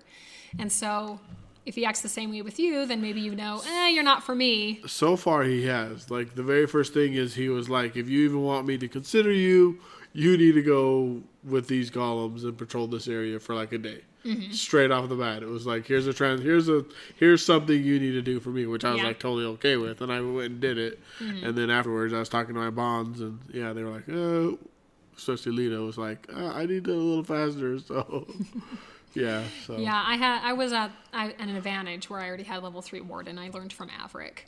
Averick's also a master warden. You could talk to Averick. That's who I've actually been thinking of. Yeah. But originally he wanted me to get training from Sonya because he thought that was funny. And she's like, no, I'm not doing that. He thought it was funny. Yeah, because she's a brat. So, but yeah. and I actually ended up training somebody else recently. Oh, you told me, Wakeful. Yeah, so that was fun. That was crazy. But it was fun. But. Yeah, warden's great. It's great if you have a group, or you have a group of friends, or just in general, if you just want to play a character that's, I call them bleeding hearts. Want to take care of other people. That's what Jovi is. I care about you. That's what Jovi is, but it also helps me make friends in game, because when you bond with someone, it creates like they're going to want to hang out with you more, because the benefits they get are usually only there if they're next to you. Yeah. So it kind of helps you forge friendships if you didn't have them before. So. Yeah, it's interesting because you definitely play a warden much differently than I did. And it's fun. It's fun that you can just kind of put your own take on it and do whatever you want to do. So. Yeah, because I don't think I've ever been hit by a force defend by you, because I'm always running You're amok. You're never near me. I'm always running amok. It's usually Boji or Lita. Yeah. Those are the two that I use it on most often. I've gotten Grantwell Beans from you, but I've never gotten a force defend from you. Yep. I don't think I've ever even walkied you before. Because when I go down, You did once. Because you did your whistle once, and then you walkied me once. Oh, okay. It was once, but then someone got you up, so it didn't even matter. The whistle's the really good thing. Yeah. The whistle's a good one. That's funny. Like, I actually remember there was another time where you didn't walkie me, and you were whistling, and I'm like, Rin's down, I gotta go get her. But yeah, especially with Kane gone, it's obvious that it's me. Yeah, so. It was totally, and that's exactly what it was too. Kane was gone, and I heard the whistle, I'm like, oh, my bond is down. But yeah. If someone got you up even that time, so because I think I was in my structure and I was like, oh, Rin's down somewhere nearby, because I can hear her whistle. So a funny story. So I was playing Sonya, and we went to bed, and I'd always let all my bonds know, I'm going to bed, I'm turning my walkie off, good night. Me too. Yeah. So I go to bed and I'm sleeping, and all of a sudden I hear this, help, like whisper, I'm bleeding behind your house, help. And Yuri's in the other tent, and he sits up, and I hear him sit up. I'm like, who is that? Help, I need help. And he's like, that's nameless. And so I grab my shield, I grab my sword, and he grabs his spear, and we run out in our pajamas, and she had been murdered behind our tent and left there for dead. Wow. And she's a spiritualist, and so she's able to talk in her bleed and death count. And so she was able, because I didn't have my walkie on, she was able just to talk, because you can only whisper. And so we just heard this, help. We were able to zip around and go get her and save her. Yeah, it was really funny. It saved her butt. Yeah, I actually leave my walkie-talkie on now at night, so. Yeah. Yeah, if you have ones that are easily, I had ones with rechargeable batteries. Man, and it wouldn't last a full weekend with the ones that I used. And so I had to turn it off. The one that I bought, it didn't last very long either, but I can charge it. There's an adapter. Hey, Nevitz, welcome back. There's a plug on the side, so if it literally stays on all night while I have it plugged in. It doesn't necessarily charge, but it stays on. Nice. Because I found that out over the last weekend, or I had it on all night and I had it plugged in, and as soon as I unplugged it, within 10 minutes, it started beeping at me that it was going to die. So I was like, great. Basically, it has enough power to keep it on, but it doesn't have enough power to actually charge it and keep it on, which sucks. So yeah, a lot of people will bring the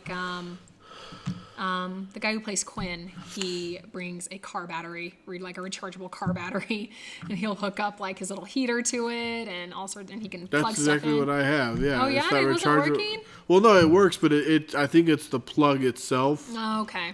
For the walkie-talkie, I think the walkie-talkie is just designed to either charge or run it, not both. So, Nice. because like phone chargers will charge it while it's running. I don't think this one's designed to do that. I think Okay. it's meant to be that's off too while bad. charged. Yeah. So I actually had it off during the second Golem fight. I didn't even have my walkie-talkie with me, and I was like, "Oh, this is the worst time to not have my walkie-talkie." But only one person went down, Yeah. and he didn't die, so it was One okay. thing never to forget. I actually need to go find all of mine so I can play her later this month. Yeah, you do. I need to find Plus, you them need all. to see if you can use it and attach it to mine. So Oh, yeah, I do. I need to see that. you got to find it. Yeah, I do. I need to find them all. I keep seeing my boy playing with them. I'm like, no! Where do you keep finding those? Give Where do me. I need those. Yeah. Yeah. Rin's classes, she is a scout infiltrator. She has 3 levels in scout, 2 levels in infiltrator. And when I was originally creating Rin, I wanted her to be like a spy type character. But the guy who plays Fruian, he is playing a very similar character, very Yeah. spy, roguish-like. And I didn't want us to be too similar because I was going to go thief infiltrator, but he was going thief infiltrator as well. And I was like, let's do scout instead. I'll do the outdoorsy stuff. He can do the inside stuff. Because scout allows you to hide outdoors, move and hide outdoors, and infiltrator allows you to hide indoors, which is something you usually can't do. You can only get it through items and class abilities. And move and hide, I don't think you can even get items that let you move and hide. Make them anyway. You might be able to find an item that lets you Yeah. move and hide, but I don't think you can make any items that let you move and hide. I think on Wednesday we got one. To move and hide? I think so. Or not Interesting. this Wednesday, but was it this week? We did get one recently, though. And everyone was like, I want that. Yeah, like, it's nice. Because It's it gave fun. it to anybody, whether or not you had the ability. It was like, dude, that's super sick. So Scout is it's a really fun class. I love it. And you can play it however you want. I play it as a very stereotypical, I'm going to run up front, I'm going to go check stuff, and then I'm going to come back and report to the rest of the group. Yep. And not everyone plays like that. You know, some people play it as a very combat class because it can be very combat-y. The first level, you get Keen Sight, which is the ability to see people. You can use True Vision, which usually lets you see people who are invisible or ethereal. It lets you see people that are hidden, Yeah. which is a rare ability. Only I think 2 classes get it. Warden gets it. No, they do inside. Yeah, inside they get the keen Yeah, sight. you Yeah. get Keen Sight inside. I think Yeah. Rangers and Scouts can do the Oh, outside. okay. I didn't know that it was an outside thing, too. Yeah, so. I can only see people who are hidden outside, Oh, not okay. inside. Oh, okay. Yeah, so that's where you come in. Which, by the way, I never used that as Sonya, ever. I never saw anyone hiding inside. I did once, and you know who I found? Fruian. Yeah, like behind a drape. Yeah, it literally was like something else was going on, and people were like, throw on True Sight, so because something invisible was there. So I threw it on.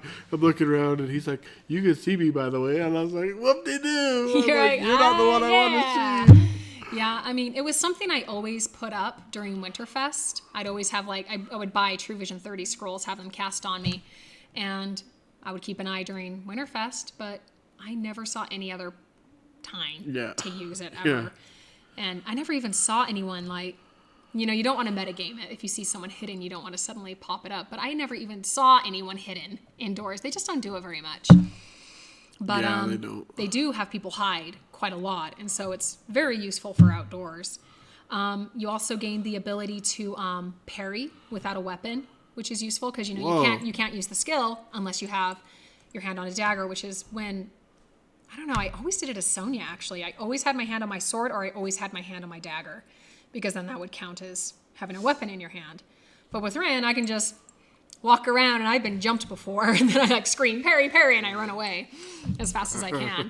But, it's just kind of like you have quick and reflexes, and you can just, bop the weapon out of the way. And then it gives you the ability to sound the alarm, which is just a whistle. So when you enter your bleed count, and I think it says within the first few seconds of you entering your bleed count, so you have to be quick about it, pull out, and you're allowed to blow the whistle for up to 10 seconds. 5 or 10 seconds. Let me double check. But, which is really useful because there aren't a lot of scouts in game at all. There was only one before that. Yeah. And I let everyone know when I got the ability, and everyone knows you are down because it is loud, it is shrill, and it is obvious you are down. Yes, it is. 5 seconds. 5 seconds when you fall into your bleed count. So, and it's really nice when it's dark out because it is very common if you're wearing darker clothes. If you fall down on the ground, people just don't notice you. I have had someone die like 10 feet away from us in spirit because you just didn't see them. Yep. Because they're dark and you can't see. And people have their lights out, which kills your night vision. And so, yeah, but that's the first level, which is really fun. And then second level, you get some additional strikes with your heightened strikes for backstab or for weapon proficiency, which I don't do strikes. I do damage from the front, and I just do static damage and extra damage from behind. So I swing for 4 in front and 10 from behind. Wow. Yeah, and I had Crow make me a weapon that lets me do +2 from behind, which is really nice. Yeah, that's way nice. Yeah, and then you get your utility tree, which is all forceful strikes, every single one. But every 5th level, you get a disappear. And so disappear is an amazing ability. It's basically you're throwing down a smoke bomb, you're trying to hide, more or less you are in trouble and you just poof out of existence. You put your hand on your head and you can run in any direction for 10 seconds. But when you come out of it, you are dazed for 5 minutes. Wow. And so it's really oh crap, I'm in trouble. Yeah. And get out of Dodge as fast as you can. And I've never used it, ever. I've always been able to outrun people or go invisible fast enough or hide fast enough that I haven't had to use it. See, that is not a class for me. I'm not going to run, especially outdoors, man. Yeah, but the important thing to know with disappear, though, if you're in a building and the door's closed, you can't get out. Oh. You're stuck in that building, or you're stuck in a ward, or you're stuck in a circle, you can't get out. If the door's open, maybe you can get out before someone closes the door or locks it or throws up a ward. But it's very situational, and it's a tricksy thing. You kind of, use it when you're like, can I definitely get out of this? Can I get out of it, run far enough away, and keep going before they see me and catch me? Because you can't fight. But when you do come out of that disappear, you can come out of it invisible if you have one available, or hidden if you have the cover. So you could easily disappear, run, hide, and then, slowly sneak away if you have the ability to. Wow. Slowly sneak away. Yeah, move and hide is not very fast. I don't have the patience for that, and I love it. I love it so much. And so let's go on to the third ability.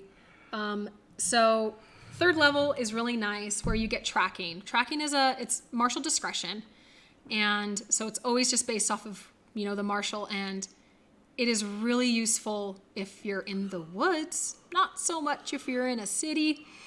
But it just really helps you, okay, we ran into a bandit camp and they took the hostages before we got here. Well, I have tracking. Can I follow the tracks? And a lot of reasoning is, well, you can't follow the tracks here. There's too many footprints everywhere. And so then you kind of spiral out and you start searching around. And sometimes they'll tell you, oh, yeah, you see some footprints this way, see some footprints this way. These are the most fresh. And so it really depends on the martial that you get, and it can be different for every person you talk to. Some people put a lot more story into it. Some people are like, you got tracking, yeah, that way. They won't put any story behind it. So it just kind of depends on how useful it is based off the martial that you have and the situation and where you are. I mean, it's very up in the air on what it does exactly. But the basics of it are, I'm going to try to find someone. Can I do it? Type of thing. Oh, and I forgot, level 2, you also... Wait, no, you don't. You don't get that in Scout. I was going to say Rogue's Luck. You get that in Infiltrator. No. Yeah. But then you also get the move and hide skill. And so it's like the hide skill. So you have to hide, you have to be covered a certain amount, but you can take a step every 5 seconds. And I have done like a full belly crawl through the bushes, around trees, over logs to get behind a group and to jump them while in the middle of a fight. And it's fun, and I love it, and I love the aspect. If I want to be faster about it, I usually go invisible. Yeah. Or I'll hide, run a while, hide again, and then keep going, I think it's great, and I love it. And if you have the patience for it and you enjoy playing like that sneaky type of person, it's great, because I've gone ahead of the group and I tell the marshals, well, I'm going to go ahead a little bit just to see, and I'll hide. And they're like, well, you can move and hide, and so you're able to get close enough to see this particular thing.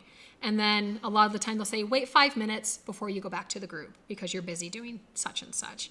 And so it's fun. It's fun to be that kind of character that's like, I got the cool information and I get to zip forward and tell everyone.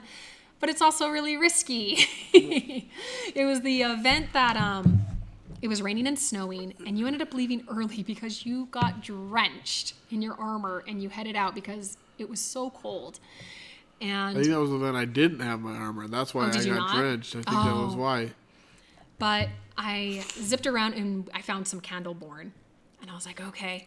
And it was really dark. And with True Vision, you don't have to have a glowing headband for True Vision. And when it gets really dark, they ask that you have a glowing headband for hide and invisibility. So people know exactly what type of headband you have. So they know what you're representing. But I'm inching closer and I'm invisible. And I'm like, I think that's True Vision, but I can't tell. I'm not going to risk it. I'm going to go back to the group. I turn around and I hear thump, thump, thump, thump, thump, thump, thump behind me. And the guy who plays Forley is chasing me. And I'm like, crap. And I start booking it up this hill. And we both biff it and fall and slide down this hill. And I turn around and I grab my weapon. I'm like, repel, repel, repel to get him away from me. And he runs away. And I scramble up the hill as fast as I can, running for my life. I'm like, there's Candleborn, guys. Look out. There's Candleborn. They're coming. Just running as fast as I can. I'm slathered in mud. And I'm just like breathing. I'm like, oh no, I almost died. That was so scary. And so I remember there was an event where you were invisible and were trying to talk to me.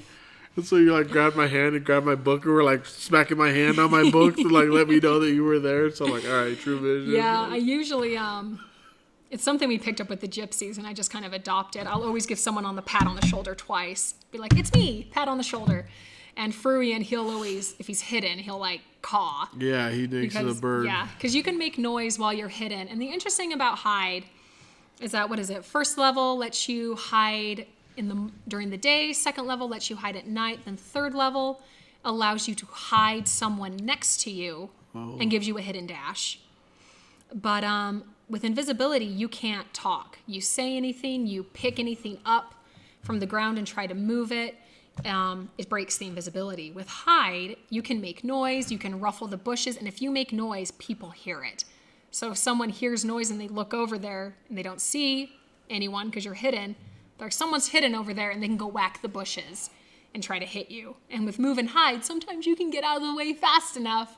But if you can't move and hide, then a lot of the time you'll get whacked. See, and I try to roleplay hide a lot better than I think other people do too. Like they just look right at them, and I'm like, no, you can't see them. Like it's so hard though when you're walking. You see, and I've done it before as Rin, where I'm walking, I see someone's hidden. I'm like, I don't have True Vision up. I don't know they're there. Just keep walking, and then someone jumps out right behind you and gets you, and you're like, oh no! Like Wednesday, Fruian he went and hid. He's like, I'm going to go hide, guys. Okay. And he's like, hey, I'm hidden. I'm like, where are you? I'm in the corner. That doesn't help me. There's 4 corners. Like, and other people are looking right at him. I'm like, come on, guys. You can't see him. He's not it's difficult. Right there. And sometimes the interesting thing with hide is I've used hide before without using the headband. And I've just ducked down in the dark bushes. I mean, you yourself, if you wanted to, could like wear a big black cloak and step into the shadows and hunker down and hide if you wanted to. Yeah. And I've done that before as Rin because I'm like, this blue headband is so glowy and I'm just going to hide for real and take it off and kind of, sneak down and crawl. So you can play it several ways, which is fun. Rin's second class is Infiltrator. And Infiltrator is very much a spy-like character, which is how I like playing her. Infiltrator, sadly, it gives me a lot of abilities that I will never use because Rin is a genuinely good person. Yeah. And Infiltrator can be picked up by people who want to be a little more shady, a little more sneaky, and do some nasty stuff here and there, illegal stuff, because they have the ability to lie through circles of truth. Oh. And so, so their first ability, they can use their pickpocket skill to put poison in drinks. So it's called Slip a Mickey. And Slip a Mickey. And you can have a poison, and let me double check how it works exactly, because I've never used it. Go fig. It says nice. Yeah, you gain the ability to use the pickpocket skill and add a poison or a potion, if you want to a drink. And so the only time I saw this used, I was playing Sonya, and I was trying to talk to this Red Skull chieftain that was mind controlled in some way. And I had someone put a bunch of Grant Bean potions in wine, and I gave it to him. And he was drinking it and getting Grant Bean potions, and he resisted a bunch of them before I just jumped him with a few people, and we smacked him with a bunch of Grant Beans. But that was a really unique way to use it. And so, yeah. And so a lot of people who know that I do this, I'll usually take a drink out of something and then hand it to them to be like, it's fine, it's good, don't worry. And so, yeah, it's a really fun way to, you know, if you're like in a tenuous situation with someone and you're trying to like get a target, you can poison their drink if you're good with it or sneaky enough about it. And so it's a really fun ability. At all times, you reduce the roleplay effects of charm and fear, which I love so much because Rin has a problem with any type of mind control ability.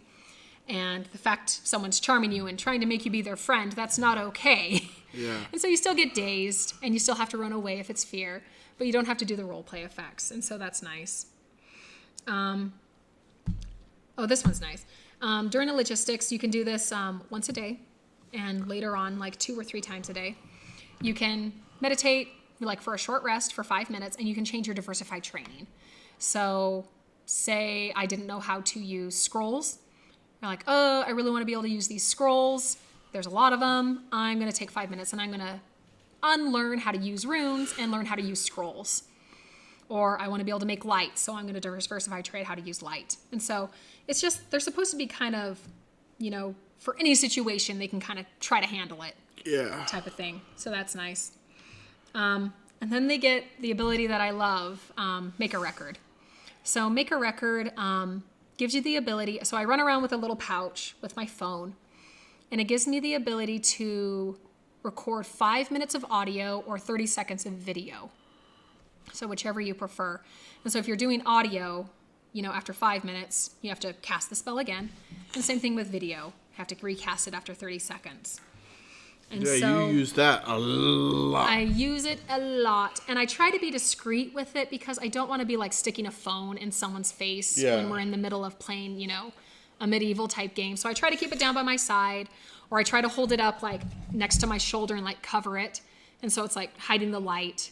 But I use it a lot for just keeping records of things, trying to learn information that's hard to remember, especially if it's dark and you don't have a pen and paper, or if we're trying to remember who someone is, or we're getting an information dump from an NPC. It's really nice to have that because then I have a full record, people asking questions, and I can go through and I can type that up on the boards to be like, here's the information that we got. And also it's extremely useful if we run into pictures or diagrams, or, you know, we found runes, like we found during Winterfest, we found a bunch of the runes that the Abyssalists were using. And so I was taking pictures of the runes so I could show it to our people who were specialized in runes so they could look at them and study them and tell us what they meant. Or papers with different languages. Or Sabella, she was writing a bunch of different prophecies. Yeah, so I was taking pictures of prophecies so I could post them up later and just have record of them so we know exactly what's going on. So we're not in the middle of the forest saying, what did the prophecy say again? I can say, 1 second. I summon implement to make a record and I can bring it up. And so it's just, I mean, we have obviously survived without it for a very long time, and people can make scrolls of it. People who can do it innately at all times, it is ridiculously useful when it is helpful, when you need it. Second level, so this is interesting. I'm actually going to read the skill itself because it's a little easier to explain that way. Infiltrators get the ability to use their disguises and add unique abilities to their disguise to make it better. So people are more, believe it better. Like, oh, that definitely can't be Rin. Rin doesn't know how to do that type of thing. Oh, okay. And so it's called Chameleon Dabbler. And you gain the ability to permanently assign a class to your chameleon persona. So Rin, for example, she has 4 levels in disguise. So I could have 4 different personas if I wanted to. And I think it's every year, you can change a persona. So if I used say I have my underworld persona that I'm using, and people decide, put a hit out on her. At the end of the year, I can get rid of that persona because it's useless to me now, and I can create a new one. That's how disguise works. But with Chameleon Dabbler, you gain the ability to assign a class to your chameleon persona. The ability allows you to purchase a level 1 ability from another class which costs 4 points or less. You don't have to pay the cost. You do not have to pay the cost of the chosen ability, but you're only able to use that ability when you're disguised as your persona. Additionally, your chameleon persona gains the ability to use a unique incant, if one is available, that is granted to your class. And so it just makes your disguise more believable, and it gives it more flavor. And so, because people are usually really good about role-playing people who are disguised. I mean, at a game, you're like, I wonder if that's Malistraza disguised as this person. But if he's using unique spells and abilities, you can get that through items, but this just makes it a little more believable that you're playing someone different. Yeah. And it also, well, I'll go into that later. This also gives you, level 2 gives you the ability of Rogue's Luck. Rogue's Luck is it's martial discretion. It really is. I don't use it super often. Say you're kind of stuck on a puzzle, or you're like, I don't know what we're supposed to do here. We don't have any clues. I'm going to use a Rogue's Luck. And with that Rogue's Luck, they can do something like, you find a copper. Look, congratulations, you found a copper. Yeah. But in other situations, they're like, oh, there's this thing over here you didn't notice, and it gives you a clue.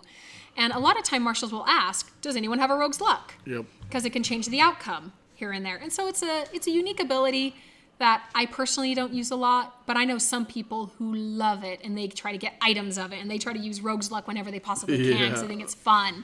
Yeah. And so, to each their own. And then they have their utility tree that you can get. Once in logistics, you can lie in a circle of truth. And so circle of truth, it's always a yes and no question. And they're in the circle. You're like, did you break the law on this date? And I can say no. And I could lie through that if I wanted to. And you can repeatedly buy the skill. It repeats itself. And so someone could lie through a circle of truth up to 3 or 4 times. It's going to be very, very expensive. But if you want to be able to get out of it, you totally can. Wow. There's the ability quick hide. When you usually hide, you have to do a 5-second count. I hide 1, I hide 2, I hide 3, I hide 4, I hide 5. With quick hide, you can immediately just put on your headband. And so it's a silent way to go about it and a quick way to go about it. There's silent invisibility, which is the same thing. It gives you an invisibility, but then you don't have to do the incant. So it's just for like sneaky operations where you don't want to make any noise. You look so tired. My allergies are going nuts. Like, I don't know why. Like, that's what it is my allergies are going crazy. Yeah. It gives you, you also get a resist mind control at 4th level, which is really nice just for enslavements, betrayals, fear, terror. But then you also get you get a disappear at level 5. And then it just repeats itself over and over. And so that's nice. And then level 3, you can get a lore, you get a chameleon talent, and so you can kind of do that chameleon persona again. Oh, yeah. And you can put more stuff onto it, so it seems even more believable. You gain the ability to hide indoors and hidden dash, but only indoors. So that gives you the ability to move a little bit if you want to. And, this is a really fun ability that Fruian's done before, which is so much fun. You get hit with a mind control ability, and you can snap a popsicle stick instead of saying resist. Because when you resist something, you shake it off. It's obvious you didn't take the effect. He can snap a popsicle stick instead and pretend he's enslaved if he wants to. And then run up to the caster and then just start beating the crap out of him if he wants to. So he basically pretends that he's enslaved, but he isn't. Oh, okay. And then so it's just like a tricksy thing. It's a tricksy thing you can do. And Does then the popsicle stick have to have something on it? you can just say resist mind control on it. Oh, okay. But you can do that once a day. It's just a fun thing you can do once a day. And then there's 2 different abilities you can get. You can get one or the other. You can do Master of Disguise, and this lets you change out your disguises every 3 months. Every 3 months, you can change a persona. So you just get to do it a lot faster if you're using it for, just sneaky stuff. And you're like, well, that one's burned. I need another one.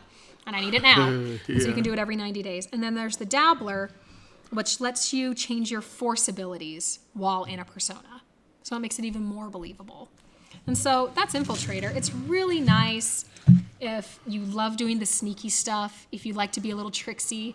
It definitely gives you the option to be a little crappy to people if you want to be crappy to one.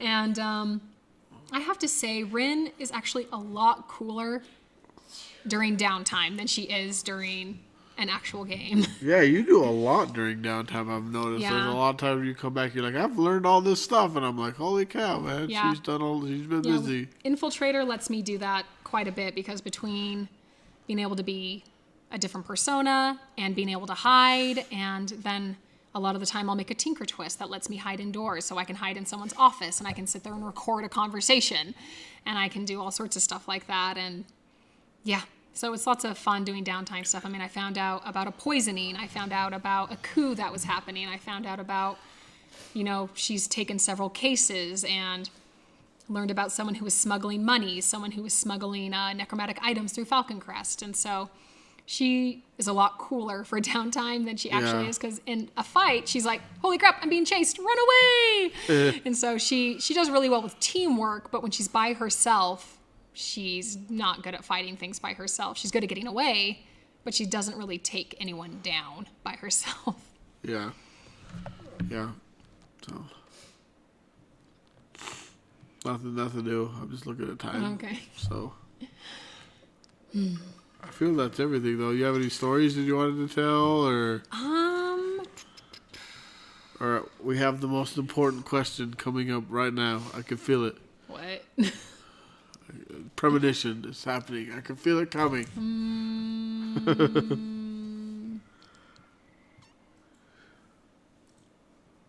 She makes a good distractor for Boji. Yes.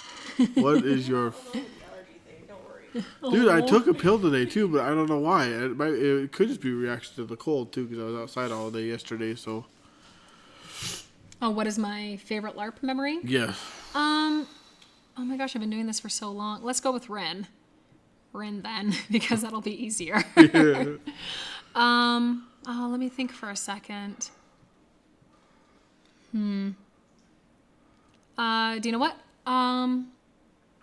I really liked when I was basically trying to do my initiation with the House of Cards. The House of Cards is sort of an information group. They deal in information, they deal in doing jobs, kind of information brokers. And I really wanted to be part of the group. But they hadn't been accepting any members for quite a while because it's House of Cards. Everyone has a card. And so there's only so many of them.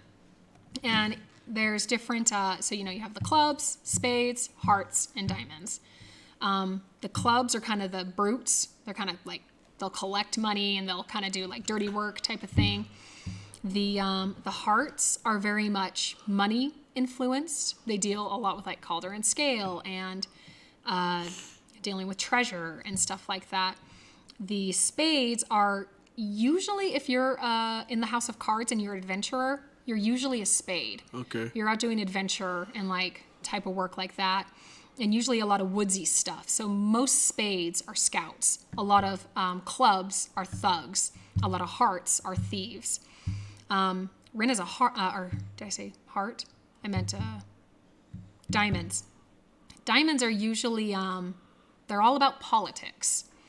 They're usually infiltrators and stuff like that. So they kind of deal with like the softer side of things for when it comes to information and the like. And so they just wanted to make sure, more or less, we kind of knew our stuff. So I ended up running around with Fruian and then a few other people who I haven't seen a lot actively. They were newish players. But they were like, that seems kind of cool. Let's give it a go. So we ended up having to go take out the Wyvern's Whip. And there was a small group of Wyvern's Whip, which is like a hate group for dragons. They hate dragons and they'll do like terrible things to people associated with dragons. Which one of Rin's friends is very dragon influenced. And so she's not super fond of them. But we found a small group and they're like, we more or less just need you to take them out because they have some stuff that we need in their little cabin. And so they had a bunch of patrollers, and so I'm going invisible, and I'm sneaking forward, and I'm crawling on my belly, trying to get as close as I can.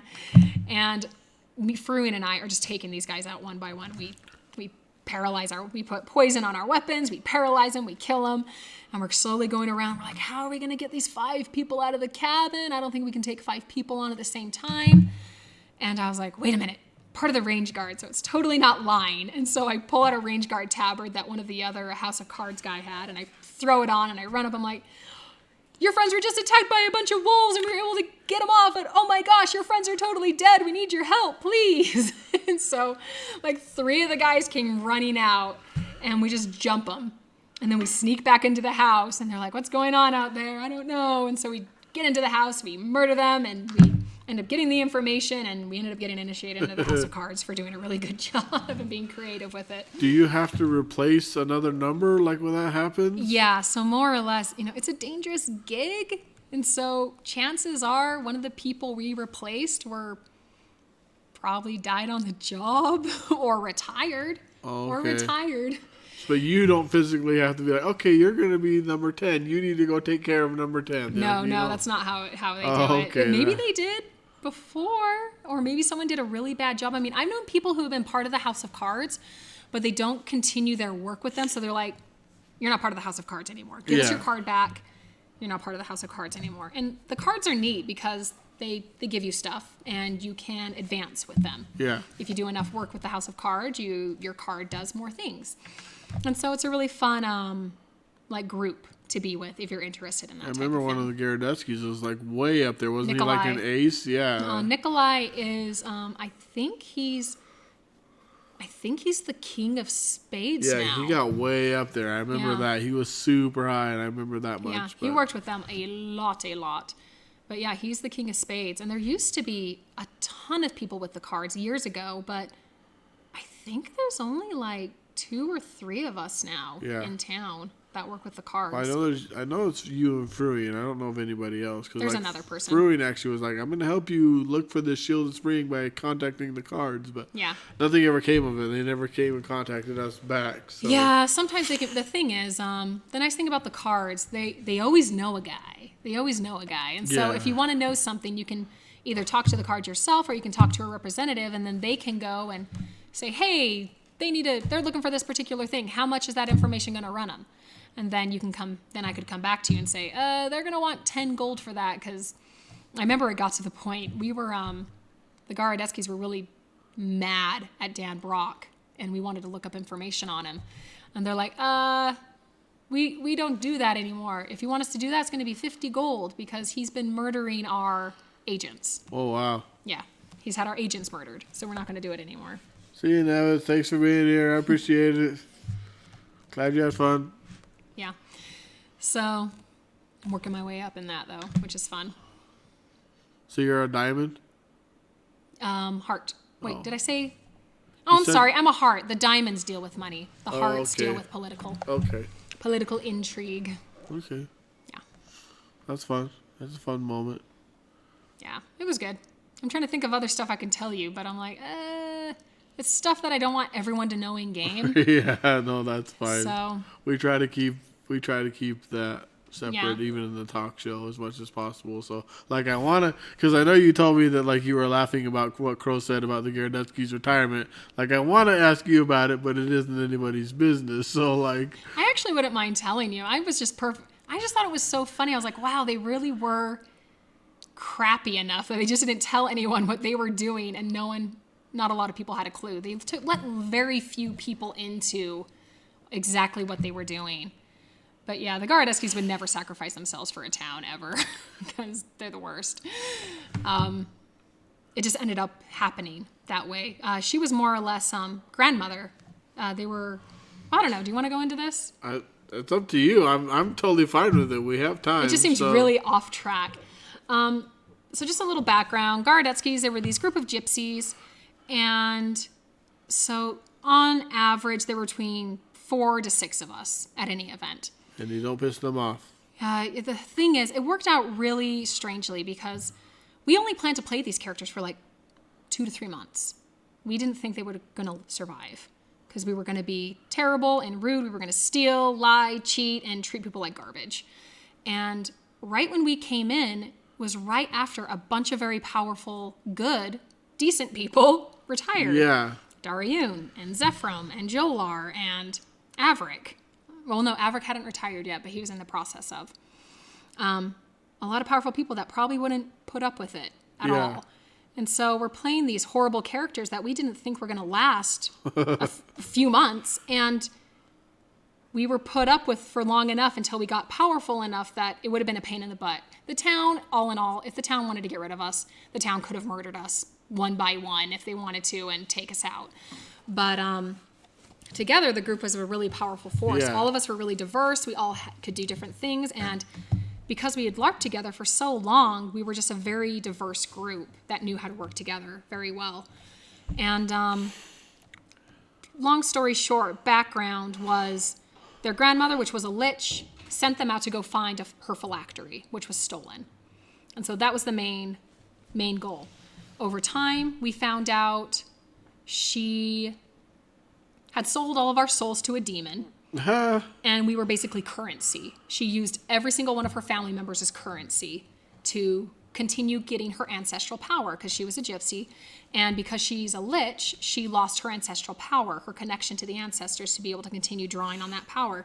And she basically used her family as currency to murder them, give them to demons so she could continue gaining power. And so after finding that out, we're like, nuts to you, lady, we're going to kill you. And so that's screwed up. That's funny. yeah, so we ended up getting her phylactery. We traded a Scaran seed for the phylactery. We stole it from the Scaran Shadow Lord that we ended up killing. And I don't remember if we said, hey, this is a thing, we're taking it, we're not telling you why, or if we just stole it. Because we got in trouble several times with stealing, with murder. I mean, we never got caught for murder, but we got caught for stealing. We only murdered a few PCs. And it was usually for not a good reason, but we thought it was a good reason. And both of them were really, really good about it. They were nice about it. So we ended up getting the phylactery. We're going to go kill our grandmother. We end up destroying her in a way, but she had set up this ritual, and she was going to use it to destroy this entire town. She was going to collect all the souls from that town and give them to the abyssal creature she was working for. No, thank you. I'll have one later. Thank you. That's orange cream. I gotta have orange cream. And so the ritual was already set up. And the town came in, and it was the character, Brooke plays this character. I'm sorry, I don't remember her name. But she had the cup that we needed. That was one of grandmother's old items to add with the phylactery. And she's like, no, I'm not giving it to you until you tell us what it is, what we're doing. We snatch it from her, and Karkaroff says, I do not need your help, and kills her. And just slays her like 5 times. Bam, bam, bam, kills her. They bring her back up, and she says, I will never help you ever again. He's like, we don't need your help. At which point, we start the ritual, and we all freeze in time. And so the Garadetskis aren't moving. We're frozen in time. We have no idea what's happening. And one of the spirits that was working for grandmother, he was compulsed to, said, this ritual was set off to destroy this town. It's collapsing in on the Garadetskis right now. You need to decide if it kills the Garadetskis or if it destroys the town. More or less, we were using the ritual to destroy the phylactery, to destroy our grandmother forever. And so basically, it was up to the town to either let us die or save the town. Or blow up the town and save us. More or less. And we're giggling because we told plot. We're like, we came in together. We're happy to die together. And we would have been dead, like nothing. Like all of our items incinerated, everything. There would have been nothing to take off of us. And so we're sitting there just going, laughing because we're like, this is great. They have to decide if they want to save our jerk. We're jerks. We're horrible. We're terrible to people. Yeah. And I think it was Leaf, Nameless, and Sabella. Mostly Leaf, who was just, he's like, everyone get in this circle right now. We're saving them. And they made it so over half of the PCs would have had to support. Like, they all had to put their hands down, touch these runes all at the same time to make it backlash and hit the town. And so they're trying to send missives and get everyone out of the town as soon as they can. And Leaf was more or less saying he was going to start enslaving people if they didn't start touching everything, touching all the circles. But eventually he was able to get everyone to do it. They destroyed the town where I think a few hundred people died. They didn't get everyone out. And but we lived. And I was shocked. I did not think people would save us. I was like, even when I hear about it, I'm a little shocked. I know. It's like we were terrible to you guys for 6 years. The only redeeming thing about the Gorodetskis is that if the town was in trouble, they were a good force. They were a leading force. They were powerful, they were strong, and you knew if you had them with you, you probably had a good chance of winning. Yeah. But they were horrible. They made fun of you. They lied to you. They cheated. I mean, they could have told the entire town what they were doing, and people probably would have been happy to help them. But they're like, no, this has nothing to do with you. It's about us. It's always about us.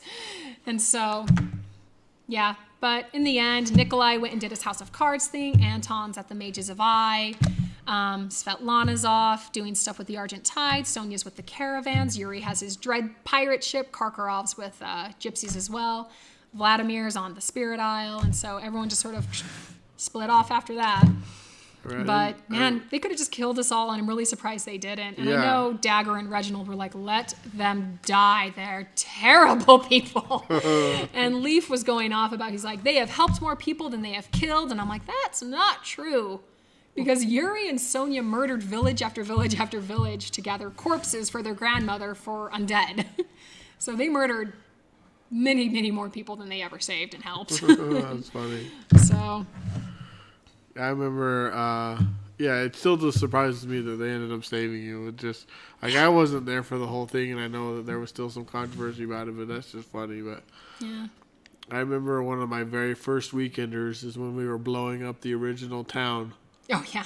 And I was supposed to die sacrificing my life to the ritual. Mm-hmm. And right before the ritual went off, I was standing right next to Sonya, and you got hit with the cosmic trail. And you turned around, and I was like, oh, crap, this is going to hurt. Oh, did I murder you? Yeah, you totally did. You put me in my bleed cap. I don't even But remember. luckily, I was still bleeding when the ritual went off, so my life still went to the ritual. But I remember, I just remember you turned around, and I thought to myself, this is going to hurt. Yeah. Because I was like 60, 70 points, and you were, I don't even know how I was many. probably like close to 400 or something. I don't even know. It was yeah. That was You really were- early on. So, Yeah. Man, they were lousy people. They were really lousy yeah, they were. people. But The thing is, you didn't have to get along with all the Gorodetskis. Like, Crow got along with Karkarov. And so if you got along with one of the Gorodetskis, the rest of them would tolerate you. yeah. And so you just had to get along with one. And so Leaf, I think it was Svetlana's the one who came to Sonya and said, bond Leaf, please. And so I bonded Leaf, and I was like, now I have to be decent to him. And so... I remember that I found the way to the Gorodetski's heart. Alcohol. Yeah, they love... I mean, usually if you could make them laugh, they were like, you're okay for now. I remember for that now, you're weekend okay. I brought alcohol, and we were actually playing a game that I brought up, and they were playing it with me, and then we had to leave on an adventure, but I was actually playing with two of the Gorodetskis at this game, and they were like, this is actually a lot of fun. And so I was like, yes. They're like, what do you know? You're not a schmuck. Yep. You know? And they were the ones that I was like, help me get in good with Sonya so she can train me to be a warden. And then they just laughed at me, and they're like, we'll try. No. So they were like, we'll actually try to help you because you're not a total prick like the rest of the town. But it ended up never happening. But I remember that was my plan. I was slowly working my way. But Yeah, there was nothing wrong with the town. We were just terrible. you guys just had, you guys just didn't like anybody. But that was Yeah, what I we meant. They're got like, we got like fined you. a lot for stealing. We got fined, I think, a total of like 25 gold with all the times that we stole. Wow. Got caught stealing anyway. So, well, that feels like a good end point. We've been here for a little while. We've discussed a lot of different stuff, races, and we've gone over some different class skills and stuff like that. So, I appreciate you being here. It's been a lot of fun. Sure. We'll definitely have you on again because there's only so many people that I can cycle through. So, Well, you should ask around. I'm sure there's plenty of people who would want to come. well, and I've seriously been considering doing the Gorodetsky one because you guys have been wanting to come on as all the Gorodetskis and just. It'll be the most chaotic thing you'd ever done, though. I mean, we get horrible when we're together. We feed off of each other. It might be a season end. That would be a great way to end the season with just the Gorodetskis just going at it and having fun. So telling stories. Yeah, got a lot of stories with them. Yeah. That would Yeah, be that's like just it. 7 I have to discuss it with you. If it was just the Gorodetskis, it'd be like 6 or 7 people. Yeah, we have. Yeah, there's some logistics that we've got to figure out, but I kind of want to Gorodetsky in name. There's plenty of people who are kind of adopted into the family, but But so anyway, I want to thank you for being here. I also want to thank Ascendance Gaming for letting us film here. She's gonna put in. Hey, it's this one? Yeah. So there's the website if anybody's interested. They're located in South Salt Lake. They're a LAN center. They've got 3 Ultra computers. They've got 2 VR stations. They recently just got Arizona Sunshine, which is fun but extremely difficult because there's no crosshair. So, yeah. And I tried to play it last week, and with my cast on, it's very difficult. Oh, when you get that off. I don't know anymore. Okay. So Have you been like agitating it? that, yes, and they think there might be tendon and ligament damage now. So Oh. I have an appointment on like the 23rd, and then I have to probably do an MRI. And Lame. yeah, super lame. And I have to do my module for my character, and I'm going to be a gimp during it. So I'm like, yay, this sucks. I'm sure they'd hold it back if you talk to them about it. Well, we'll have to see. I don't know. He knows what's going on with me. So, but anyway, Ascendance Gaming is awesome. They've been letting us do this here, which has been a huge help because I would not be able to do this out of my house. It's just not enough room. So, appreciate that. Thanks everybody for being here, hanging out and chatting, and appreciate you all. We'll see you guys all later. Bye.